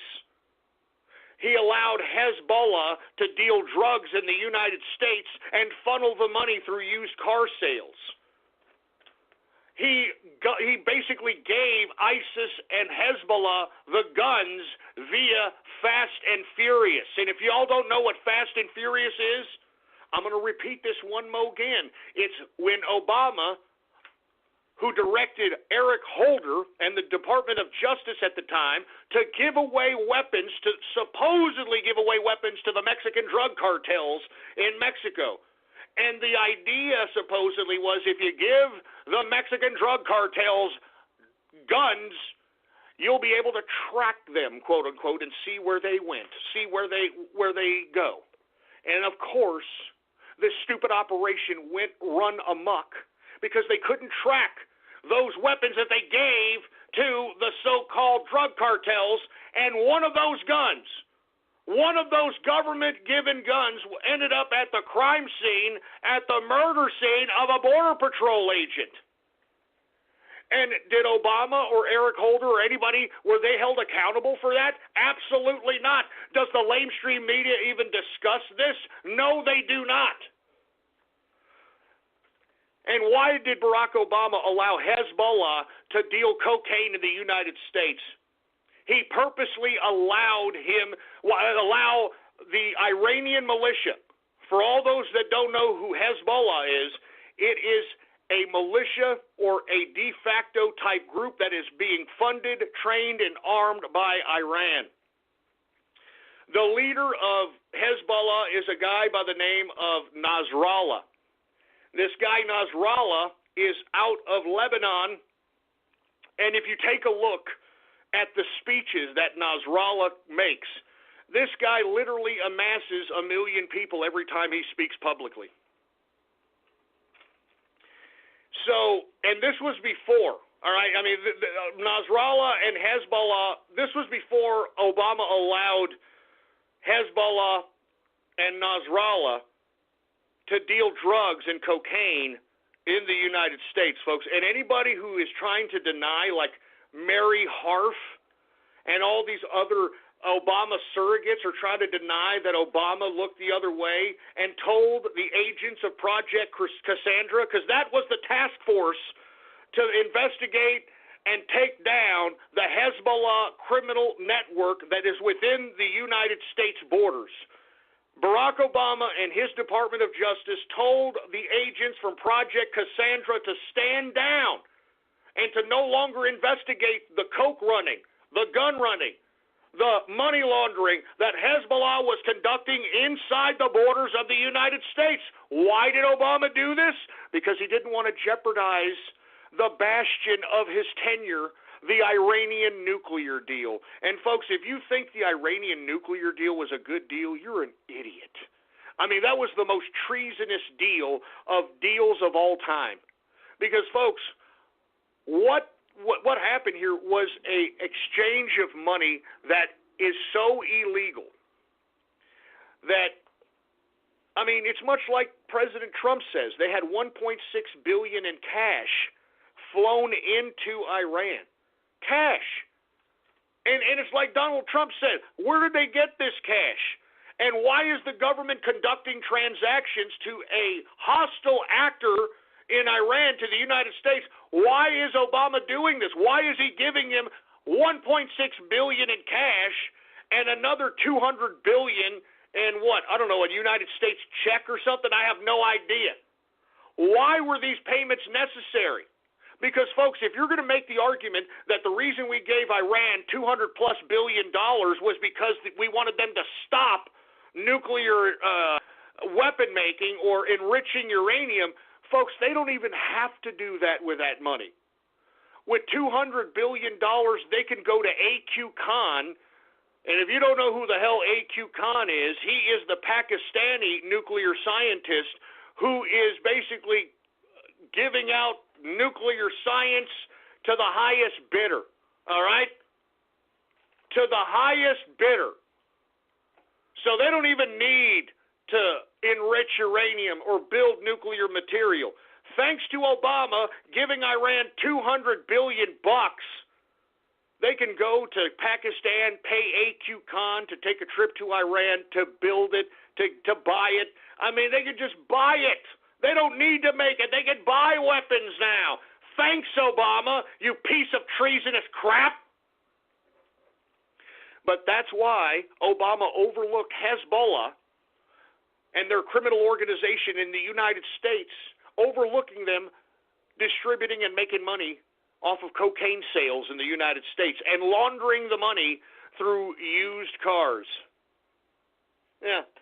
And like we talked about a couple of shows back, lest we forget the Awan brothers, the IT specialists that oversaw the Democratic Congressional Caucus IT computers, who got busted because Awan was on his way out of the country because it's suspect whether or not the Awan brothers were working for a goddamn government. Meanwhile, Debbie Wasserman Schultz allowed the Awan brothers to have open season on government computers in Congress. Now, lest we forget, the Awan brothers, who were IT guys for the Democratic Congressional computers, lest we forget the Awan brothers ran a used car lot right across the street. They ran a used car lot right across the street. And guess what the car lot's name was? Guess what they named the car lot? CIA. Oh, that's just great, isn't it? That's just great. How come no one's talking about this? I'll tell you why, folks, because our media is nothing more than a political weapon. And just imagine, there's nothing but CIA agents on the screen every time you look. I mean, take a look at freaking Anderson Cooper. That's not even his real name. You know that? He's a Vanderbilt. All right, first and foremost. Secondly, he was a CIA agent as he got out of college. Look it up for yourself. And once you're an agent, you're always an agent. Okay? Take a look at what's his name? Buck Sexton. What the hell is his name? That analyst that they always have on all these damn shows. I mean, folks, there are so many CIA agents that are on television giving you disinformation. That's why they're trying to stop the internet. And as a matter of fact, I didn't mean to go off on this tirade, but the reason that I went off on it was because I was talking about Obama. Obama basically came out and took a subtle jab at the President of the United States while at the same time trying to claim that the internet is a bad, bad place. This guy's trying to throw some kind of moral authority over the internet. And for you folks that are unaware, Barack Obama came out and said that the internet is kind of turning people into I forgot what the hell he said. He said that basically we're being splintered. Society is being splintered by online biases, and that everybody on the internet is so crude and so rude and has an attitude. But lest we forget, I mean, that's the internet, all right? That's the internet. That's the internet. Anyway, look, I'm sorry, folks. I'm off. I'm a little off keister because I can't believe that we have so many people that are within the United States government trying to stop the United States president. We've got the FBI, elements of the DOJ, people within the bureaucratic system of government, the Democrats, the Republicans, the court systems, the international bureaucracies, the UN, the EU, NATO, all this crap, man, and all Trump is trying to do is make America great again. And it seems as if everybody who is anti-Trump is anti-American. And if everybody who is anti-Trump and they're anti-American, then why don't they get the hell out of here? Why don't you go to North Korea? Why don't you go to China? Why don't you get the hell out if you hate this country so goddamn much? Get out! I'm just saying, man, I'm tired of this anti-American freaking asshole Obama going out and talking garbage. You know? I mean, look, this guy should be taken to jail.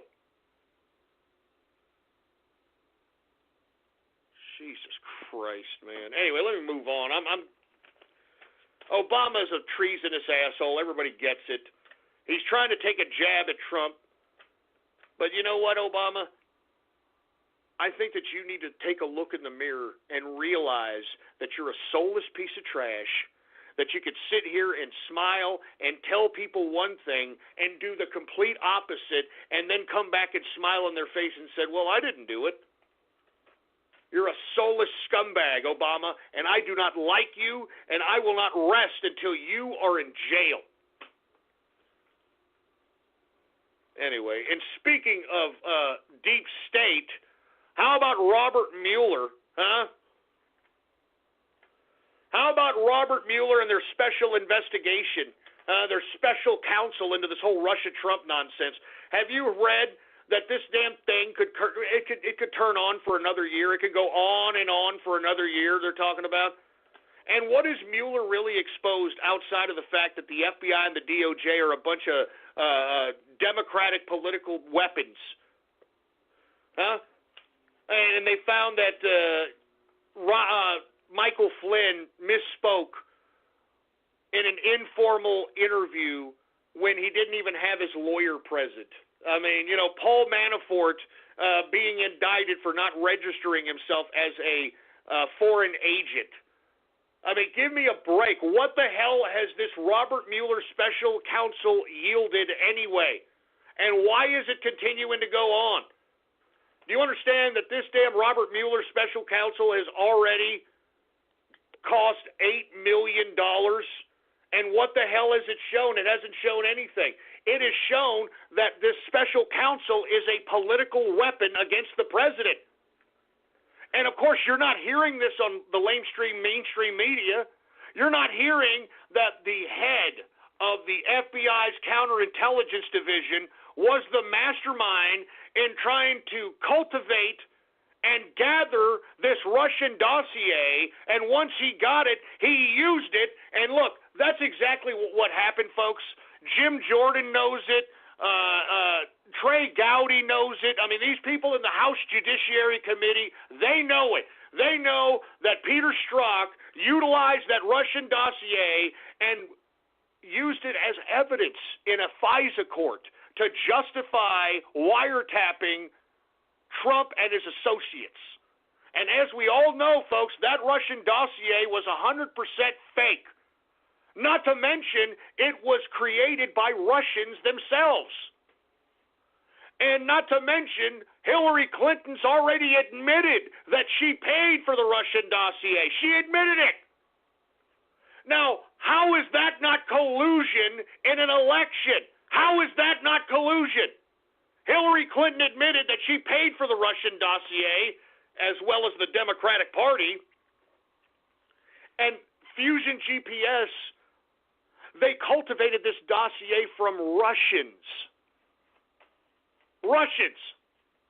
So why exactly is what Hillary Clinton did, purchasing a dossier for $12.5 million? Yeah, that's how much that fake Russian dossier cost. $12.5 million so that the FBI's head of counterintelligence could use that document as justification, as evidence to the FISA court to wiretap Donald Trump and his associates. How is this not Russian collusion, Mueller? And this is why we have to put this at the focal point of our thoughts.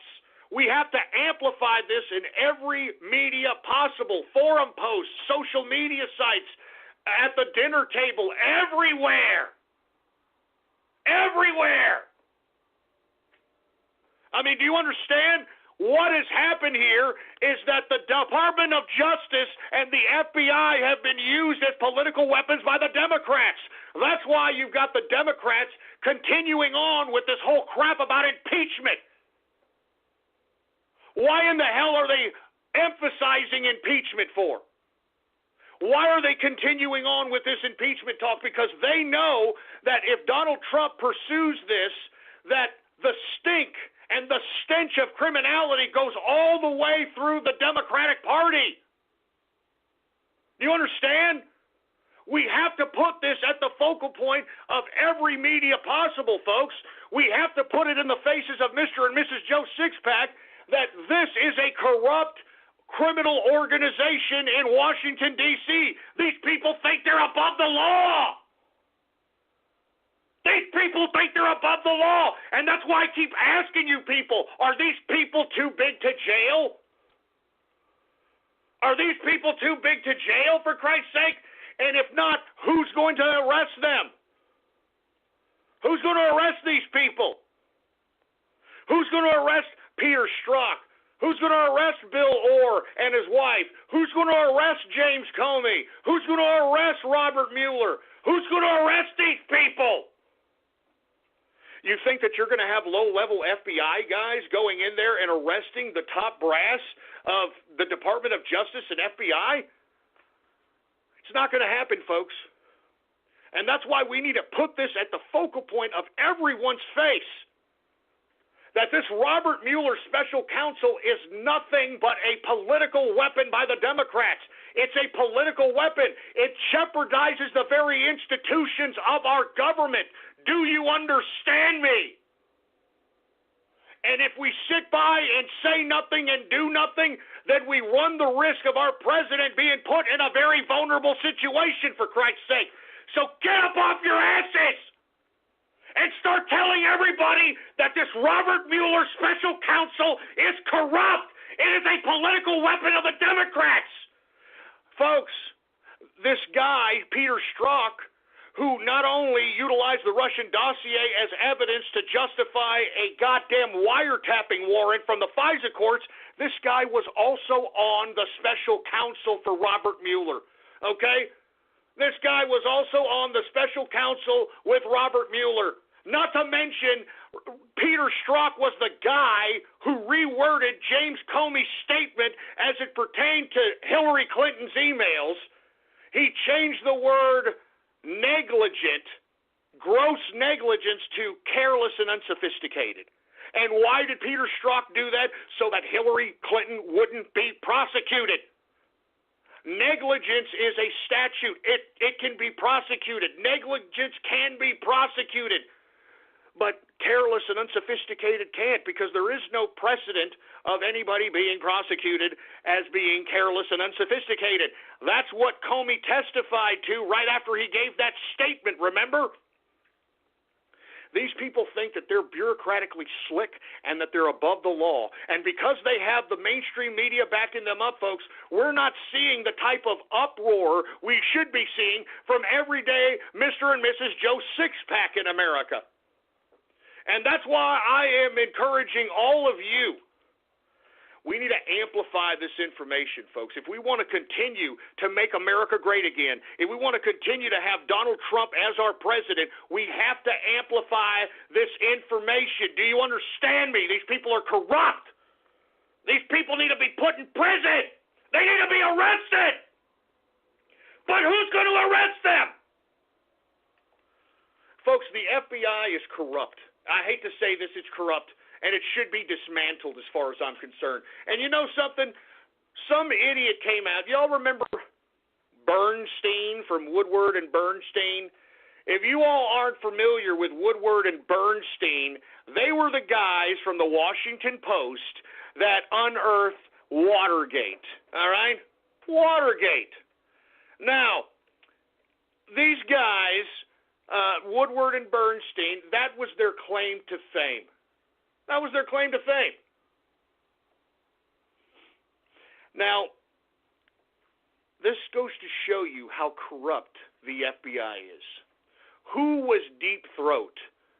Deep Throat was the source of information that was the basis of Woodward and Bernstein and their Watergate investigation.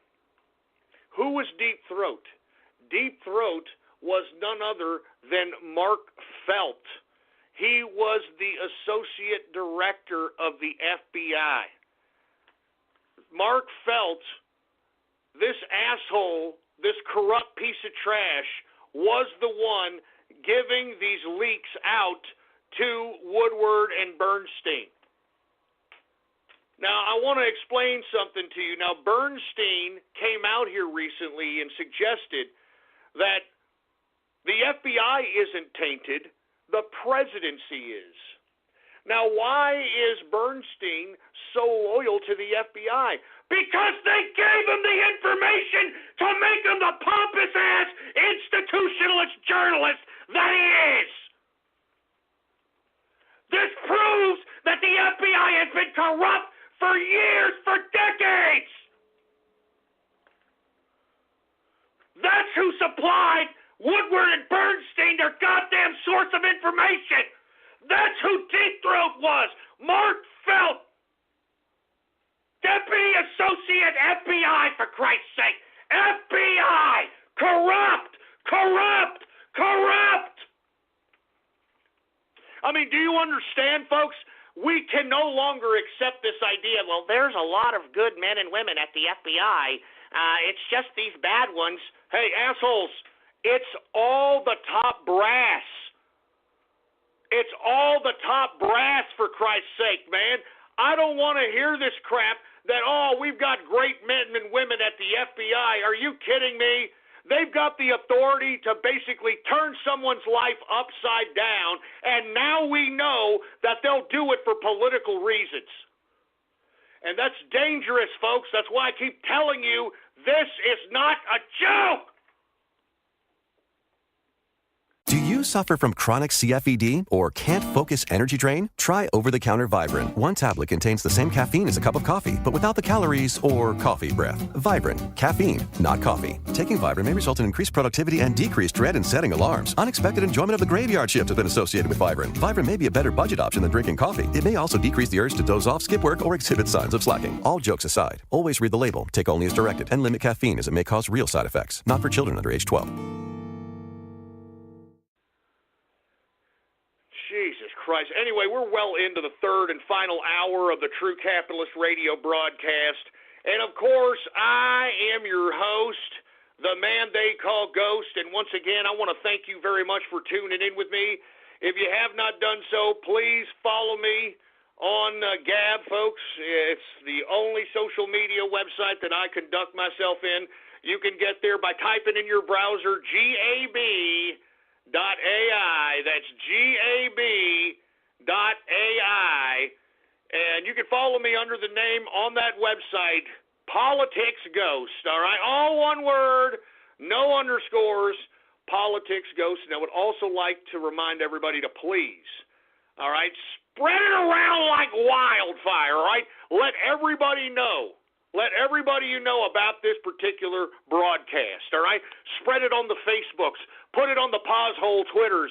I mean, spread it around like wildfire. The only reason that I have hundreds of thousands of people listen to me throughout the world is because of people like yourself who take the link and spread it around like wildfire, all right? It's just a freaking click, man. Anyway, once again, Robert Mueller, special counsel, nothing more than a political weapon for the Democrats. And I don't know what it's shown. I mean, what has Robert Mueller, special counsel, shown other than the fact that the DOJ and the FBI, the top law enforcement institutions of our country, are a bunch of corrupt, politically weaponized pieces of shit. Excuse my French. I'm sorry, but it had to be said. All right? Anyway, let me move on, folks. I want to talk a little bit about this blast that happened in St. Petersburg, Russia. Now, the reason I bring this up is because no one has taken responsibility for this blast, and I can tell you right now that it is not Islam, okay? And why is it not Islam? Because, folks, I told you that Ramzan Kadyrov, who is the Chechnyan rebel leader and now the leader of Chechnya, dedicated and pledged his allegiance to Vladimir Putin, which is rather perplexing because it was the Chechnyan Islamic rebels that have been consistently conducting terrorist acts within the borders of Russia itself. And now, here about 2 or 3 weeks ago, Ramzan Kadyrov pledged his loyalty to Putin and stepped down as the leader of Chechnya so that a new leader could be appointed to Chechnya by Moscow? I mean, isn't that the whole reason why Chechnya and the rebels, the Muslim rebels in Chechnya fought? And the whole reason why they committed all kinds of suicide bombings and terrorist attacks on Russia so that they could be an autonomous country and choose their own leaders and not be a puppet of Russia? And here you've got the leader of the Chechnyan rebels, Ramzan Kadyrov, pledging his loyalty to Putin. Remember when I broadcasted and announced that Ramzan Kadyrov was pledging his allegiance to Putin? I said that Putin was selling himself out to the Muslims. He was selling out to the Muslims, and why was he doing it, folks? Because he needs the Muslims to protect him. He needs his Russian Muslim contingent to protect him. Why? No one wants Putin in power anymore, all right? No one wants him in power. People are protesting. He's having to throw young people in jail. He's having to kill people. No one wants Vladimir Putin as president. And this guy's running for re-election in March.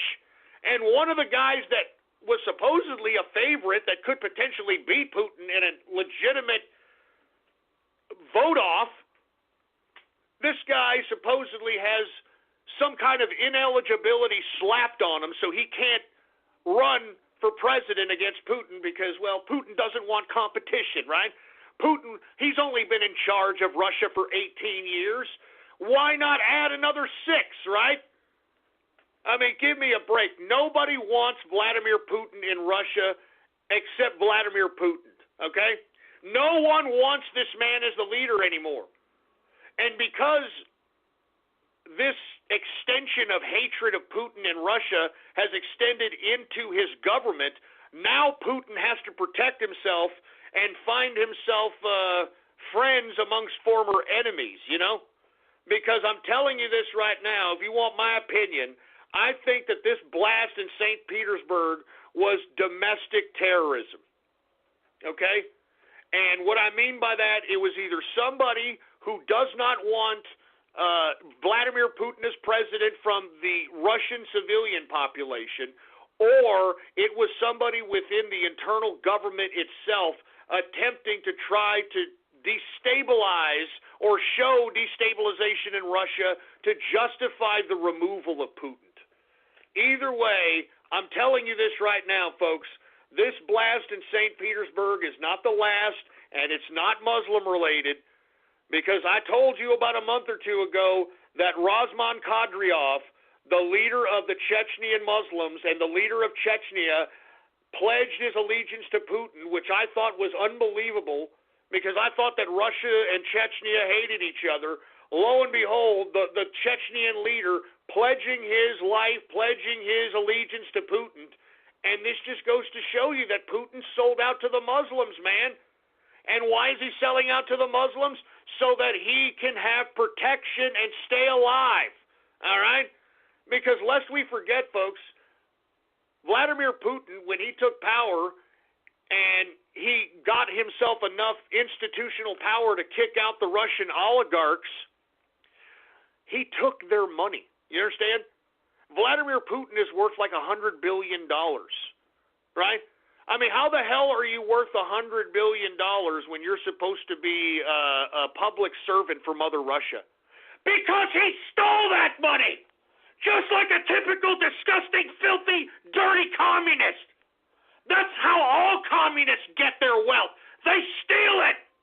And that's why they're scum of the earth. And that's why people in Russia don't want this man as their leader any longer. So once again, this blast in St. Petersburg, which no one has taken responsibility for, because you know as well as I, if it was a Yehudi, if it was somebody in the Islamic terrorist game, they would have taken credit for it 10 minutes after it happened. It's not. I'm telling you, and as I've told you, Vladimir Putin is living on borrowed time. No one in his government wants him as leader anymore. They're tired of him. They know he's a corrupt, hypocritical piece of crap, and they don't want him anymore. All right? And that's why Vladimir Putin has to sell out to Muslims so he can protect himself, so he can continue to sustain his goddamn continuity of power. And that's why I'm telling you, folks, I mean, I don't know why everybody was praising Putin during the 2016 election. I mean, you idiots got psyoped by a bunch of Russian propaganda to think that this manlet, I mean, let's be honest. I mean, Vladimir Putin's like 5'6", okay? He's a freaking manlet. You people put this manlet on a pedestal as if this guy is like, I don't even know, Attila the Hun or something. I don't know. Like he's the leader amongst leaders. Like he's Charlemagne or some crap. I mean, this guy is a corrupt communist piece of trash. All right? And I wouldn't be surprised. I'm really surprised that he hasn't been assassinated before the end of this year.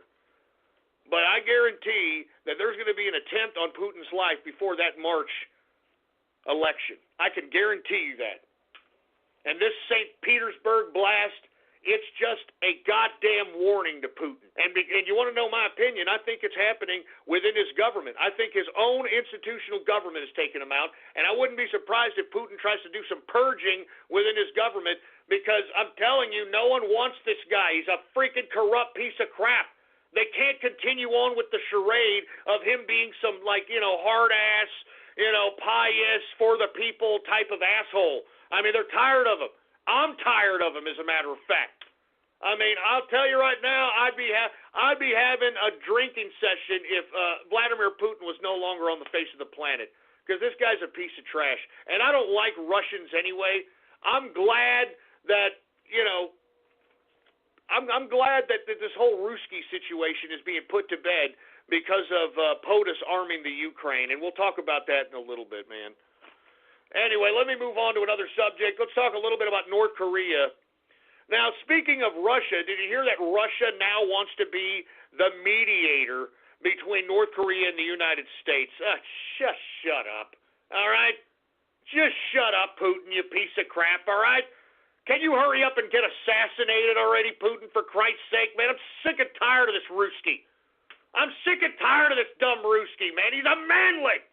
He's a stupid manlet. And how courteous of the Russians, huh? Get the hell out of here. Anyway, North Korea is going to launch a satellite into space, folks. Yeah, North Korea can't even feed its own people. Its people are literally eating second harvest, and yet, oh no, they got space ambitions now. North Korea. Yeah, Kim Jong-un, he's going to launch a goddamn a rocket into space, and he's going to put a satellite up there. Yeah, right. I'll believe it when I see it, Un. All right? Get the hell out of here. You're just going to test another over-glorified bottle rocket, and it's going to reach the ionosphere, and, it's going to be detected by radar, and it's going to have all these war hawks claiming that, wow, man, North Korea has definitely got its technology up and running, and they could definitely hit the United States, and North Korea is not going to throw a missile on the United States. Get the hell out of here. That's stupid. It'd be stupid. I mean, I'm telling you, he's going to launch a satellite into space. And what I find funny is, like I said, these people are starving. Did you hear their latest defector? We've been having a lot of defectors running across the DMZ, the demilitarized zone between South and North Korea. And these guys, when they're being health examined, they're finding that they're not only filled with a bunch of tapeworms and parasites within their body, but they found traces of anthrax in some of these bodies of these defectors, meaning that they were either immunized for anthrax or they were exposed to anthrax spores and grew a level of immunity to it. And they've also found that these defectors are radiated. So that means that they have been either exposed to radiation, it was in the air, it was around some weapons being built, whatever. But either way, this is a tail sign into what is supposed to be an elite life. I mean, if you're a part of the military, you're supposed to be a part of North Koreans' elites. And being a part of North Korea's elites obviously doesn't deprive you from getting stomach tapeworms and all kinds of parasites and being radiated and exposed to anthrax and all kinds of crap. So anyway, with that being said, folks, I think that, as I stated, I believe I stated either this past Monday or this past Sunday or Friday, that we're headed very close to a confrontation with North Korea. And it's getting so close for many reasons. First of all, North Korea is continuing its belligerence, and it's basically kind of egging on the United States for some kind of military response. Because at this point, you would have thought that Kim Jong-un would have thrown a couple of bottle rockets, and that was it. He's had 23 launches this year. So, I mean, the guy continues to flex nuts. He's trying to think that he's badass, and I think that the president, if it comes down to it, should implement a military strike on North Korea, because then that would turn a problem that's already in the region for China into a bigger problem. Because lest we forget, folks, if Kim Jong-un is killed and the institutions of whatever government is in North Korea collapses, China is going to have a huge refugee problem on its border. A huge refugee problem on its border, and not to mention, China has never been favorable to the Koreas. I mean, they have never been kosher or buddy-buddies, to say the least. As a matter of fact, China itself in the region is not a very liked race.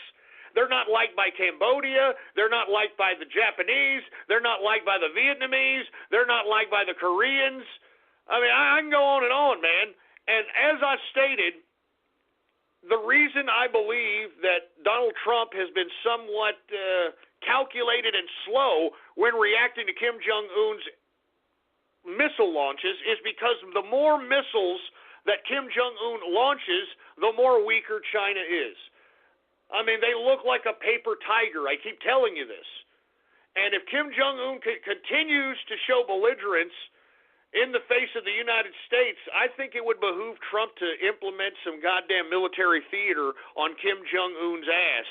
And this is why it could benefit Trump. First of all, it will build some kind of morale amongst the people of the United States once we're on a war footing with North Korea. Secondly, in wartime, the president is at liberty to basically round up any enemies of the state, which could include a lot of these people that are a part of the FBI and the DOJ and the deep state and the Democrats, because he's got wartime powers as president.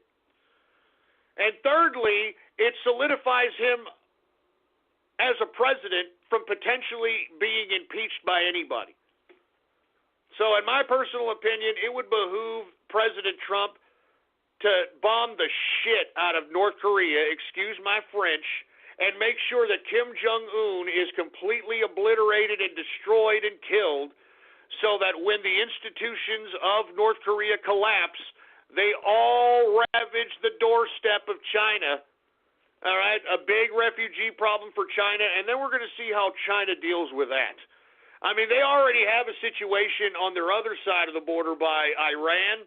Even though they were supposed to be hugging and kissing, Iran and China at the BRICS summit, we heard about 2 or 3 weeks ago that China shot down a spy drone from India. So it looks like the tension between those two countries it's not withered away. It's not going away, folks. And remember, they almost went to war prior to the BRICS summit over the disputed area of Bhutan. So this is a very interesting chain of events here, folks, and it'd be interesting to see what the hell's going to happen with North Korea. Now, North Korea has now hinted, and I believe it's because of the latest rounds of sanctions, they have hinted that they will talk. They do want to talk. All right? They want to go back to the negotiating table, but as far as I'm concerned, there's no use going back to the negotiating table with these idiots. We've been at the negotiating table with them since 1994. Okay? Bill Clinton decided to escape the six-party talks because that's how the international community was communicating with North Korea prior to 1994. They were utilizing the six-party talks, which included the United States, Japan, South Korea, Russia, China, and one other country. I forgot the other country. Anyway, Bill Clinton decided that he was going to exit the six-party talks, and he was going to unilaterally negotiate with Kim Il-sung, which is Kim Jong-un's grandfather. And what happened is that Bill Clinton negotiated an agreement called the Joint Framework Agreement, in which Bill Clinton basically gave the technology necessary to the Kims to enrich uranium, to enrich the uranium. They gave them the light water reactors. They gave them all this money, and lo and behold, the supposed ambitions of nuclearization of North Korea was supposedly averted, right?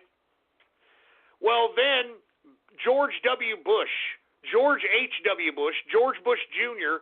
came into power, and he said during his campaign that he was not going to honor the Joint Framework Agreement, and as a result, that's when Kim Jong-il kicked out the IAEA inspectors, kicked out the UN inspectors out of his country in 1999 and 2000, kicked them out, and then they turned their nuclear reactors on and have been enriching uranium ever since.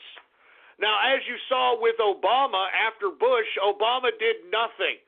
Obama did absolutely nothing to solve this whole North Korean crisis. As a matter of fact, all Obama did was sit on his goddamn thumb hoping it was a tranny penis, because he did nothing. He did nothing to this North Korean crap. And hence, folks, that's why we're having a problem with North Korea right now. We've been dealing with these assholes since 1994, and look, I think it should be more than necessary for POTUS, for Donald Trump, to kick the crap out of North Korea and execute Kim Jong-un. Because you execute Kim Jong-un, I believe the whole goddamn country goes down to piss, and China's going to have himself a hell of a refugee problem. And by the way, China deserves it as far as I'm concerned, because they're pieces of crap. Anyway, let me continue on, folks. We're running out of time here. Remember when the Turkish coup happened, folks, back in July of 2016? Remember I said on that Friday, because remember, you can go back in the archive because I was broadcasting during that time. That Friday is when the Erdogan coup attempt happened in Turkey. And that Sunday I had a special edition. In which I postulated that it was Russia that aided Erdogan to pull off this fake coup on himself. Now, at the time, folks, Russia and Turkey were supposed enemies because Turkey shot down one of Russia's jets in Syria. And supposedly they were on bad terms. And that's why people didn't believe me at the time that I suggested that Putin helped quarterback this Turkish coup on Erdogan on himself. 2 weeks later, after I made that broadcast, folks, Erdogan and Putin got together, and they've been friends ever since.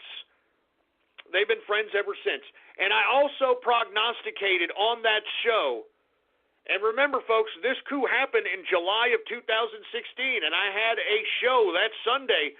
The coup happened on a Friday. It happened during the show, and then I had a show on that Sunday, and I suggested that what Erdogan is doing with this fake coup, he was obviously spotlighting any of his enemies within his domestic home front while trying to highlight himself as some hero to the Muslim religion. Now, if you would have seen what was happening on Twitter once Erdogan emerged unscathed after the damn coup, every goddamn Muslim was praising Erdogan as some sort of valiant hero for Islam. So that's what the coup ended up doing. It ended up spotlighting all his enemies within Turkey, within his own domestic home front, and made him look like a hero within the Muslim world. And I said, folks, because of this, he is going to expand his geopolitical endeavors. He is going to try to take over old lands that were once in possession of the Ottoman Empire. And lest we forget that the capital of the Ottoman Empire was Turkey. So Erdogan has ambitions to reacquire some of those geopolitical areas that were once in the possession of the 500-year-plus rule of the Ottoman Empire. Now, the reason I'm bringing this up, folks, is because after that coup, I said that Erdogan was going to go into North Iraq, which he did. Erdogan was going to go into parts of Syria, which he did. And he's going to continue to expand onward to pursue what was once the land of the Ottoman Empire. And look at what Erdogan said today. Erdogan said that Syria's Bashar al-Assad is a terrorist and impossible to continue with him and wants him removed from power. Now, this is a week after Putin basically shook hands with Bashar al-Assad and said, "You're the leader now. We protected you. We're your friend. Blah, blah, blah. Here's the country, Bashar al-Assad. You're welcome." A week later, now we've got Erdogan, who's supposed to be buddy-buddy with Russia's Putin, now saying that Bashar al-Assad is a terrorist and is impossible to continue with him, which says to me that this is a precursor for Erdogan and Turkey potentially going into Damascus and overtaking Syria. And if they can do that, folks, all of a sudden, Turkey became a major player in the world stage, and I would be very, very strongly looking at Turkey in the Islamic world if there is a confrontation between Iran and Saudi Arabia, if there is a confrontation between Iran and Saudi Arabia, watch for Turkey to act as the Mao Zedong of the Islamic world. You see, Mao Zedong, folks, the reason that he was able to take over China, it wasn't because he was an unbelievable fighter and an unbelievable revolutionary. It was the fact that the Chinese nationalists under Chiang Kai-shek had to deal with the invasion of China by Japan. And while Chiang Kai-shek's forces were fighting the Japanese forces, you had Mao Zedong's communists flanking them from the sides and murdering them both while they were fighting each other. And that's how Mao Zedong was able to take control of China. Through that strategy, I believe that's the same type of strategy that will be used by Erdogan and Turkey if we do see a confrontation, a true war between Iran and Saudi Arabia. Watch for this. Watch for this. I'm not kidding around. Watch for this. Prognosticator is prognosticating this. Now, we do have to wait and see if there is going to be an actual war between Iran and Saudi Arabia, which I think there will be. And if there is, watch for Turkey to flank these sons of bitches from the side so that Turkey can overtake the Islamic world as the superior power. I'm telling you this right now, folks. This is what it's turning out to be in the Middle East. Watch Turkey. Watch for Turkey. That's all I'm saying. Anyway, let's talk a little bit about the Ukraine. Now, for you folks that are unaware, I was broadcasting during the Ukrainian Revolution. I was actually encouraging the Ukrainian Revolution, lest we forget that I was on this broadcast highlighting the fact that the Russians were taking over the Ukraine via their own democratic institutions. Lest we forget that the former leader or the former prime minister of Ukraine was a Russian puppet. Was a damn Russian puppet, for Christ's sake, all right? And the reason we know this is that once he took power, he jailed the last leader of the Ukraine, which is a woman by the name of Tymoshenko. Tymoshenko was arrested and imprisoned during the tenure of this pro-Russian leader of the Ukraine. Then the revolution happened, and the former leader of the Ukraine went to Russia in exile and with his tail between his legs. And now what we have here, folks, is a standoff between the Ukrainian rebels and Russia. And the reason that they're having a standoff is because Russia is trying to take geopolitical area from the Ukraine, specifically Crimea, because they believe that because there's more Russians in Crimea, that it doesn't need to belong to the Ukraine. So this is the standoff we have at this point in time between the Ukrainian rebels and Russia. Well, the President of the United States, President Donald Trump, in contrary to all this assumption that he is so pro-Russia, he signed off on arming the Ukrainian rebels with Javelin rocket launchers so that it can combat the Russian tanks that are encroaching on the area, the geopolitical area of the Ukraine. So the President of the United States, President Donald Trump, has armed the Ukrainian rebels against Russia. So for all you idiots that are claiming that there was any kind of collusion between Trump and Russia, or Trump is pro-Russia, or anything to that capacity, I'd like to refer you to the President of the United States arming the Ukrainian rebels against the Russians. All right, and specifically arming them with Javelin rocket launchers, which can take out tanks. All right? This is serious business, and I can tell you this, that Putin and those Russians ain't very happy about the President of the United States arming the Ukrainian rebels. All right? And this just goes to show you President Trump's stance on Russia. All right? Actions speak louder than words, folks. Always remember that. Actions speak louder than words. And these actions by Trump prove that this man is not some lackey for Russia, no matter what the Democrats claim. Do you suffer from chronic CFED or can't focus energy drain? Try over-the-counter Vibrant. One tablet contains the same caffeine as a cup of coffee, but without the calories or coffee breath. Vibrant. Caffeine, not coffee. Taking Vibrant may result in a lack of drowsiness, improved productivity, and better cash flow from decreased coffee spending. Unexpected job promotions have been associated with Vibrant. Vibrant may decrease the urge to zone out, doze off, or exhibit signs of slacking. All jokes aside, always read the label, take only as directed, and limit caffeine as it may cause real side effects. Not for children under age 12. So that's why I'm saying, folks, all right, President of the United States, Donald Trump, arms the Ukraine, and this just underscores, once again, that the president, Donald Trump, is not affiliated, not working with nothing with Russia. I'm just saying. I'm just saying, man. Anyway, I want to continue on here. I want to talk about future scavenger hunts, okay? Now, I want to be honest with you folks. I think I blew about $500 of crypto on the on the scavenger hunts and whatnot. So what I'm going to do here is I'd like for everybody to go to ghost.report and take a look at the cryptocurrency wishing well, okay? And I've got a whole bunch of wallets there. I can't keep coming up with $500 in crypto to give out for scavenger hunts because, I mean, that's my investments, baby. You understand what I'm saying? You understand? Those are my investments there, baby. So what I'm going to propose is that the next time what we'll do, anybody who donates any kind of damn crypto in that cryptocurrency wishing well, we'll go ahead and use it for the scavenger hunts.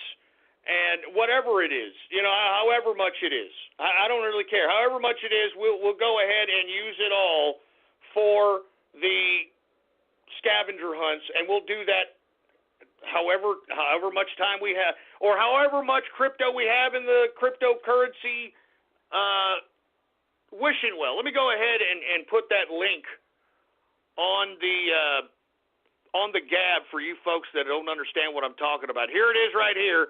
It's called the Cryptocurrency Wishing Well. All right. If you can donate to the Cryptocurrency Wishing Well, all the monies that's in there is going to go right to the show and the scavenger hunts, man. You know what I'm saying? Here it is right there. Okay? Take a look at my Gab. And man, if we amass a pretty good chunk of change in there, well, people are going to get rich off of doing scavenger hunts and all kinds of stuff. You know what I mean? So anyway, with that being said, and look, I am not going to take any money out of the crypto wishing well, all right? I mean, that is pure scavenger hunt. All that money will be used for scavenger hunt. So anybody who really wants to have this as a future of the show, go ahead and take a look at the cryptocurrency wishing well and, just make a small donation to any one of those wallets.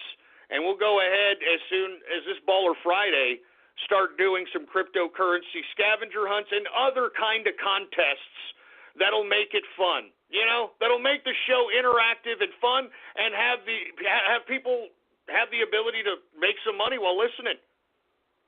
Have the ability of making money while listening. So once again, take a look at my Gab and, donate some crypto, and that's going right to the scavenger hunt and any other games that we have in True Capitalist Radio.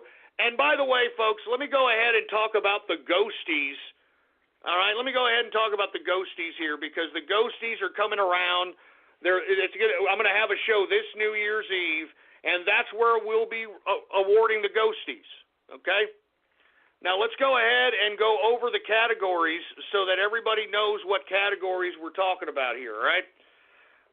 Now categories are as follows: best shout-out name, best remix, best audio splicer, best fail troll, best trans testicle, best Mexican, best black guy, best brony, most memorable meme, worst TCR character, TCR fan of the year, TCR chat room of the year, TCR troll of the year, and of course, the much coveted capitalist of the year, okay?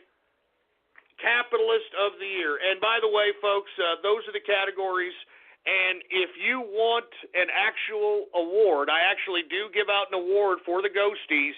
All you have to do is forward me an address, and I will send you a Ghostie award with my signature on it if you win a Ghostie this New Year's Eve, baby. We're going to have it this New Year's Eve. This New Year's Eve. So please, it doesn't matter where you're at. I don't care if you're at a goddamn party, all right? You can have a Bluetooth. You can put it in your goddamn ear. You can listen to it over the phone. All right? This New Year's Eve show will be a show to remember. It'll be a show to remember.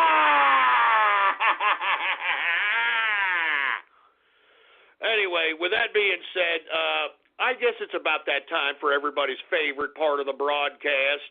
All right? And I'm talking about Radio Graffiti. That's right, folks. Radio Graffiti, the part of the broadcast where the spectators become a part of the spectacle. All you got to do, all right, all you got to do is give me a call right now. All right, and what's that number, engineer? Put it up on the screen.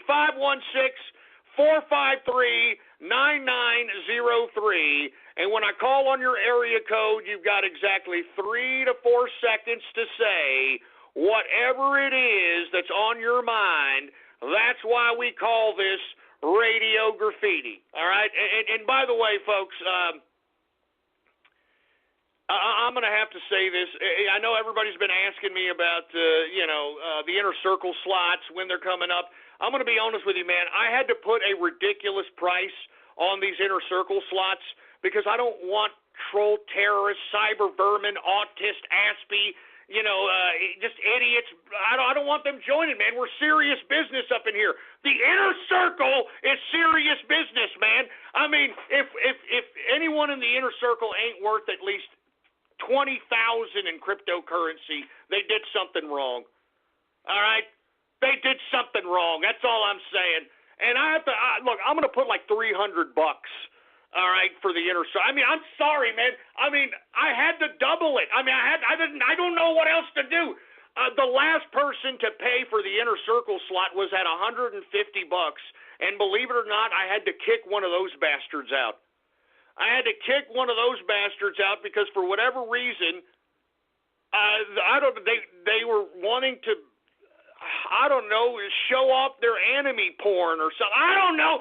We don't have time for that. We don't have time for that crap. We don't have time for man-children horse crap. You understand? We don't have time for this goddamn man-child cartoon crap. We don't have time for any of this autist, Asperger, man-child bullshit. So you people have forced me to put a $300 price ticket for the inner circle, man. I mean, I'm just saying. And everybody wants to be a part of the inner circle all of a sudden. Yeah. Oh, everybody wants to be a part of the inner circle. You know what? I had to do it, man. I'm sorry. You know what? And let me tell you, I put up the inner circle slots. Go to ghost.market. All you got to do is type in your browser, ghost.market, all right? Hook it up. And look, they're only going to be up there until maybe a couple of days after the new year or when they sell out. There's only a limited amount or when they sell out. And when that's it, man. That's it. Anyway, hey, engineer, do we got any goddamn Radio Graffiti calls to be had out here? All right. Well, without any further ado, let's just go ahead and get to some Radio Graffiti calls right now. Anonymous Radio Graffiti. Night Prowler Radio Graffiti. I am going to anal rape my granny with dentures. Shut your stupid, stinking, smelly salmon hole.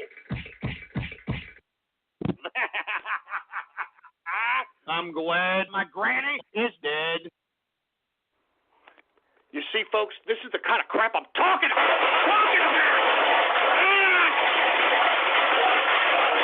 That's the kind of crap I'm talking about. You hear me? That's what I don't want in the inner circle. That's what I don't want in the inner circle, you piece of crap. Do you all hear that? That's what I don't want in the inner circle. Give me the mic. Give me the mic. Jesus Christ.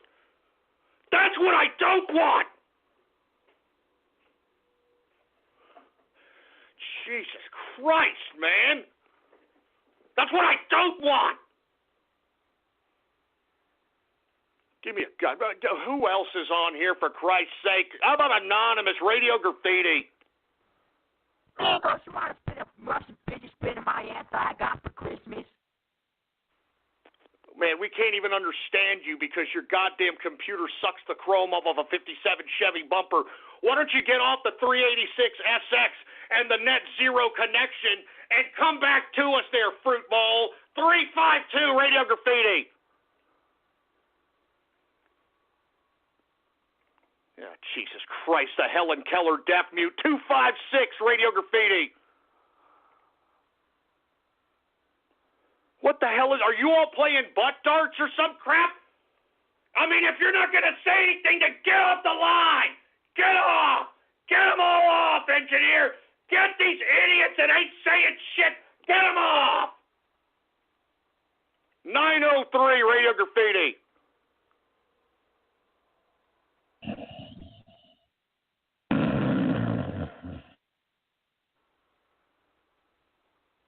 Oh, great. You blew a fart?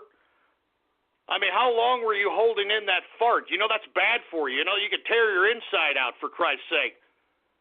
We got a farter over here, for Christ's sake. 336 Radio Graffiti.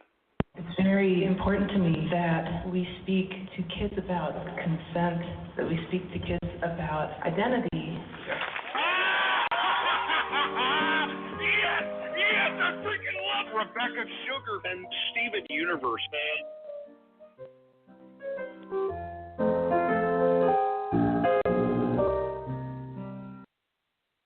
Wait a minute. Hold on. Is Steven Universe, is that really made by a transgender tranny? Jesus Christ, man. Take about 10 steps away from my butt crack with that garbage, man. God damn it. 412 Radio Graffiti. Good God. That's what I don't want in the inner circle. That's what I don't want in the inner circle, you piece of crap. Do you all hear that? That's what I don't want in the inner circle. Get in line. Get in line. Jesus Christ, stop making me sound like a damn cartoon! You stupid ass! Piece of crap! Damn man children, you dumb pieces of garbage! Stop making me sound like a goddamn cartoon, man! Stop making me sound like a goddamn cartoon, you schlong-head sucking, anal secretion loving, dog farting, fetish loving, transsexual bathroom turd burglar, piece of crap! I'm tired of that cartoon crap! Give me the mic! Give me the mic! Jesus Christ, man. Shut up with that garbage! Just shut up! This is the kind of garbage I'm going to take today? Jesus, 973 Radio Graffiti.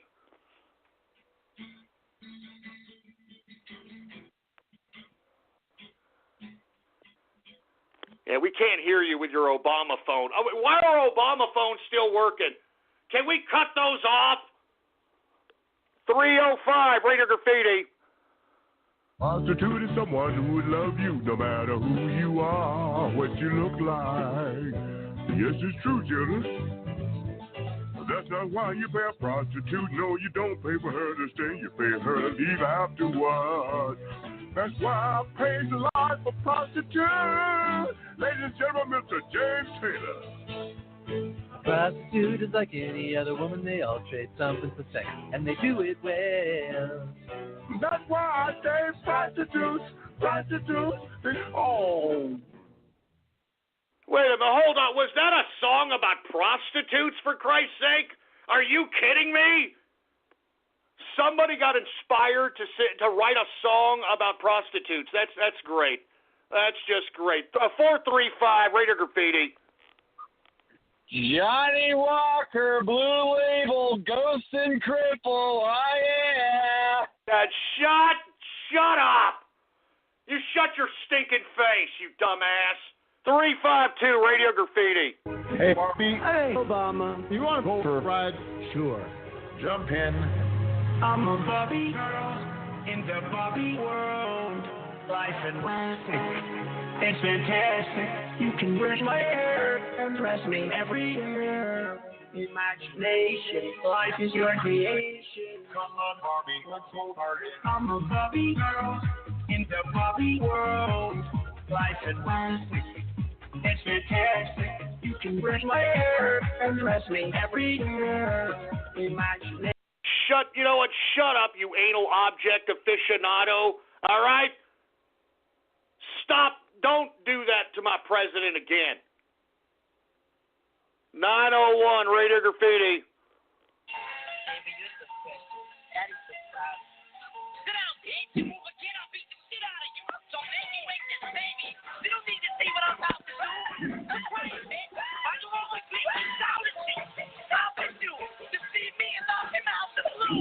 All right, we can't even understand that, for Christ's sake. That Obama phone sucks, man. I'm telling you, it's time to cut off Obama phones, all right? There's no need to keep Obama phones running. I don't even know why they're still running up in this point, for Christ's sake. Anonymous, Radio Graffiti. It's an effeminate black Templeton.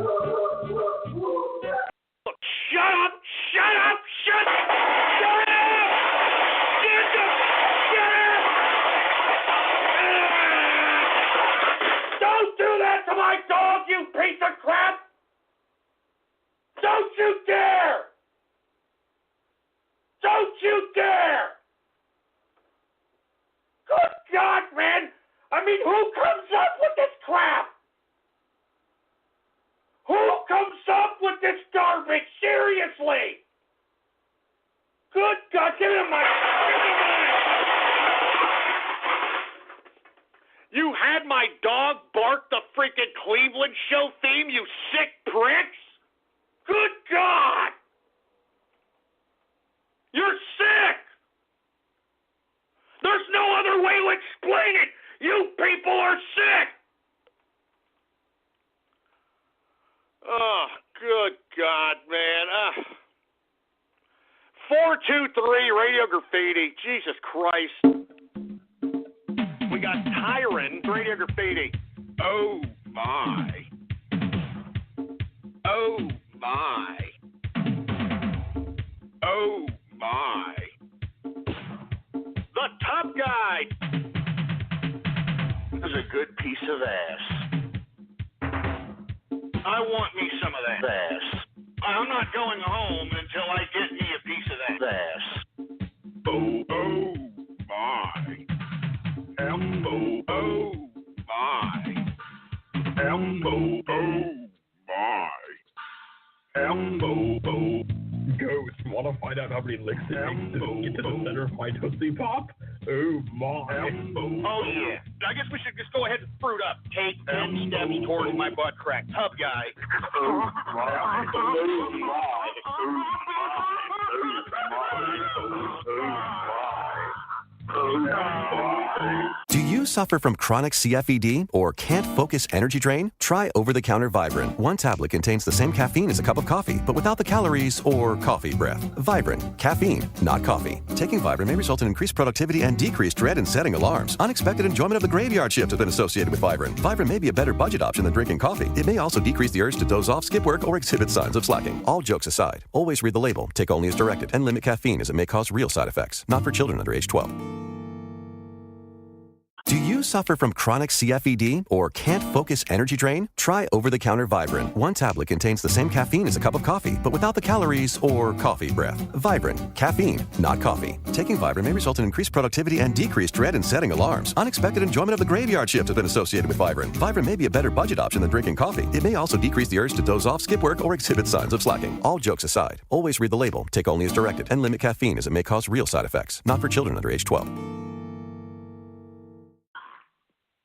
Get that sick crap out! Get that sick crap out of here! You pervert! You sick pervert! You've got to be kidding me with that crap! You've got to be freaking kidding me with that sick, perverted crap! Who comes up with this crap? Who comes up with this sick, perverted crap? Tell me! Because I don't understand it. It's sick. Did you all hear that? That's sick. That was sick. Good God, you guys are gay perverts. God, I can't believe this crap. I can't believe this crap. Give me the mic. Goddamn sons of bitches are turning this into a Fruit Bowl Wednesday! You're turning this into a Fruit Bowl goddamn Wednesday, and I don't appreciate it! This is what I don't want in my inner circle! Do you see? Do you all see? This is what I don't want in my inner circle! This is what I don't want in my inner circle! This is what I don't want!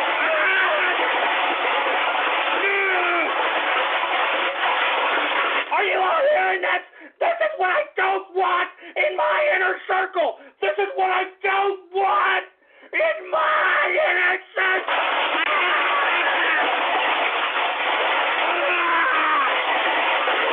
Oh, damn it.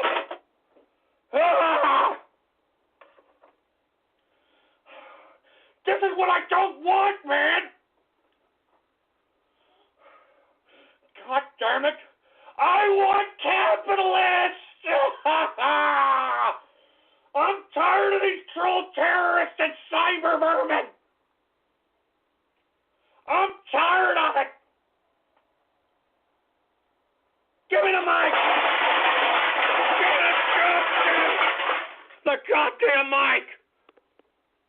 This is what I don't want in my inner circle! Do you understand me? Good God!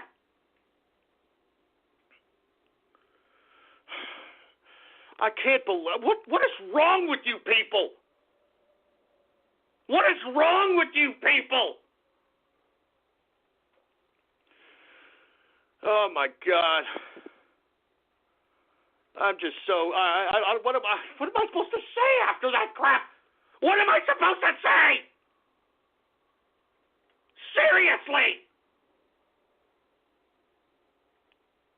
God damn it! Jesus Christ, man. Anonymous radio graffiti! You know, with that $300, you can go to Infowars.com, 50% off male vitality pills. Shut up, you fruit bowl, and I can tell Super Male Vitality didn't let your nuts drop, you ballless prick. Next time you call me, you sound like you got a little bass in your voice, like you're actually taking Super Male Vitality, for Christ's sake. Next time you call up here, I want you to sound like Alex Jones. I want you to be like, 1776 will commence again, because I got Super Male Vitality, and it'll give you the big-ass boners, and my filters. Give me a goddamn break. And not to mention, Alex Jones rips me off. He rips me off. My filters. He rips me off. Anonymous Radio Graffiti. We've got pylons. Radio Graffiti. Have sex with my car. Oh, yeah. Yeah. I freaking love it.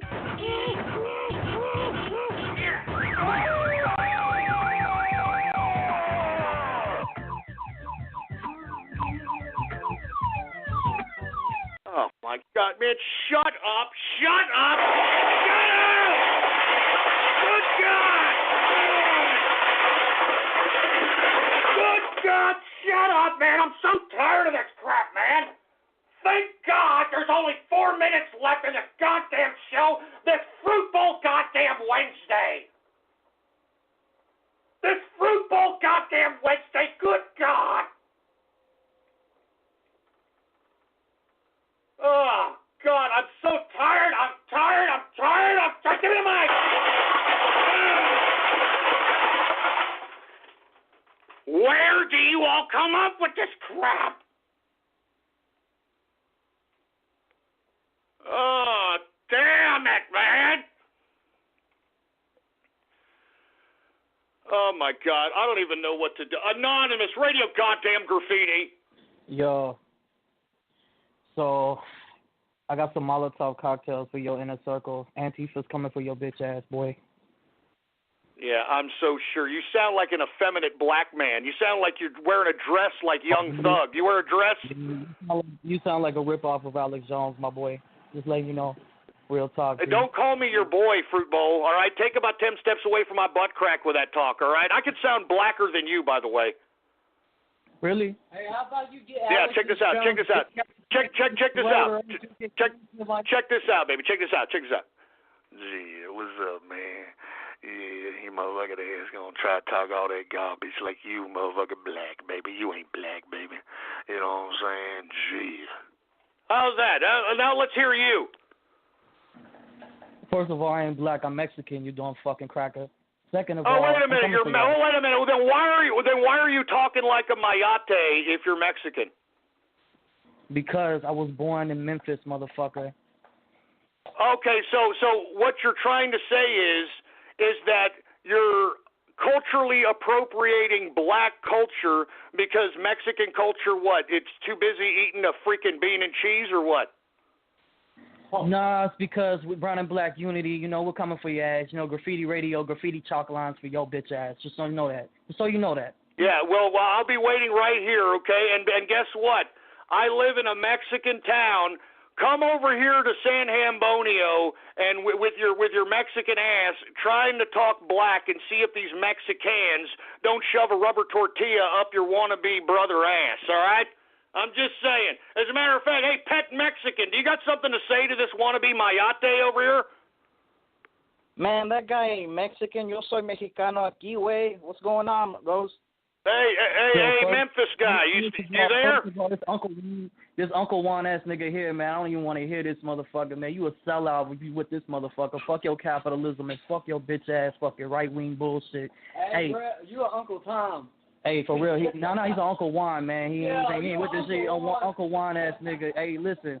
Keep your pipes you know what? We don't want to listen, brother, because the bottom line is that you over there, you know what I'm saying, claiming you're Mexican when you're trying to culturally appropriate black folk. I mean, I can't wait till you actually come across black folk and they whoop your Mexican ass into goddamn burritos. You understand? Anyway, I didn't mean to get racial on here, all right? I have respect for everybody. I'm a melting pot of friendship, all right? Let's do one more. Anonymous Radio Graffiti. And, of course, it had to be that asshole. How about one more Anonymous Radio Graffiti? Yeah, you're taking too long. Anonymous Radio Graffiti. The World Health Organization will officially recognize video game addiction or a gaming disorder as a mental health condition. The gaming disorder will fall under the category of disorders due to addictive behavior. The same category. What are you kidding me? Game playing, a freaking mental disorder? No!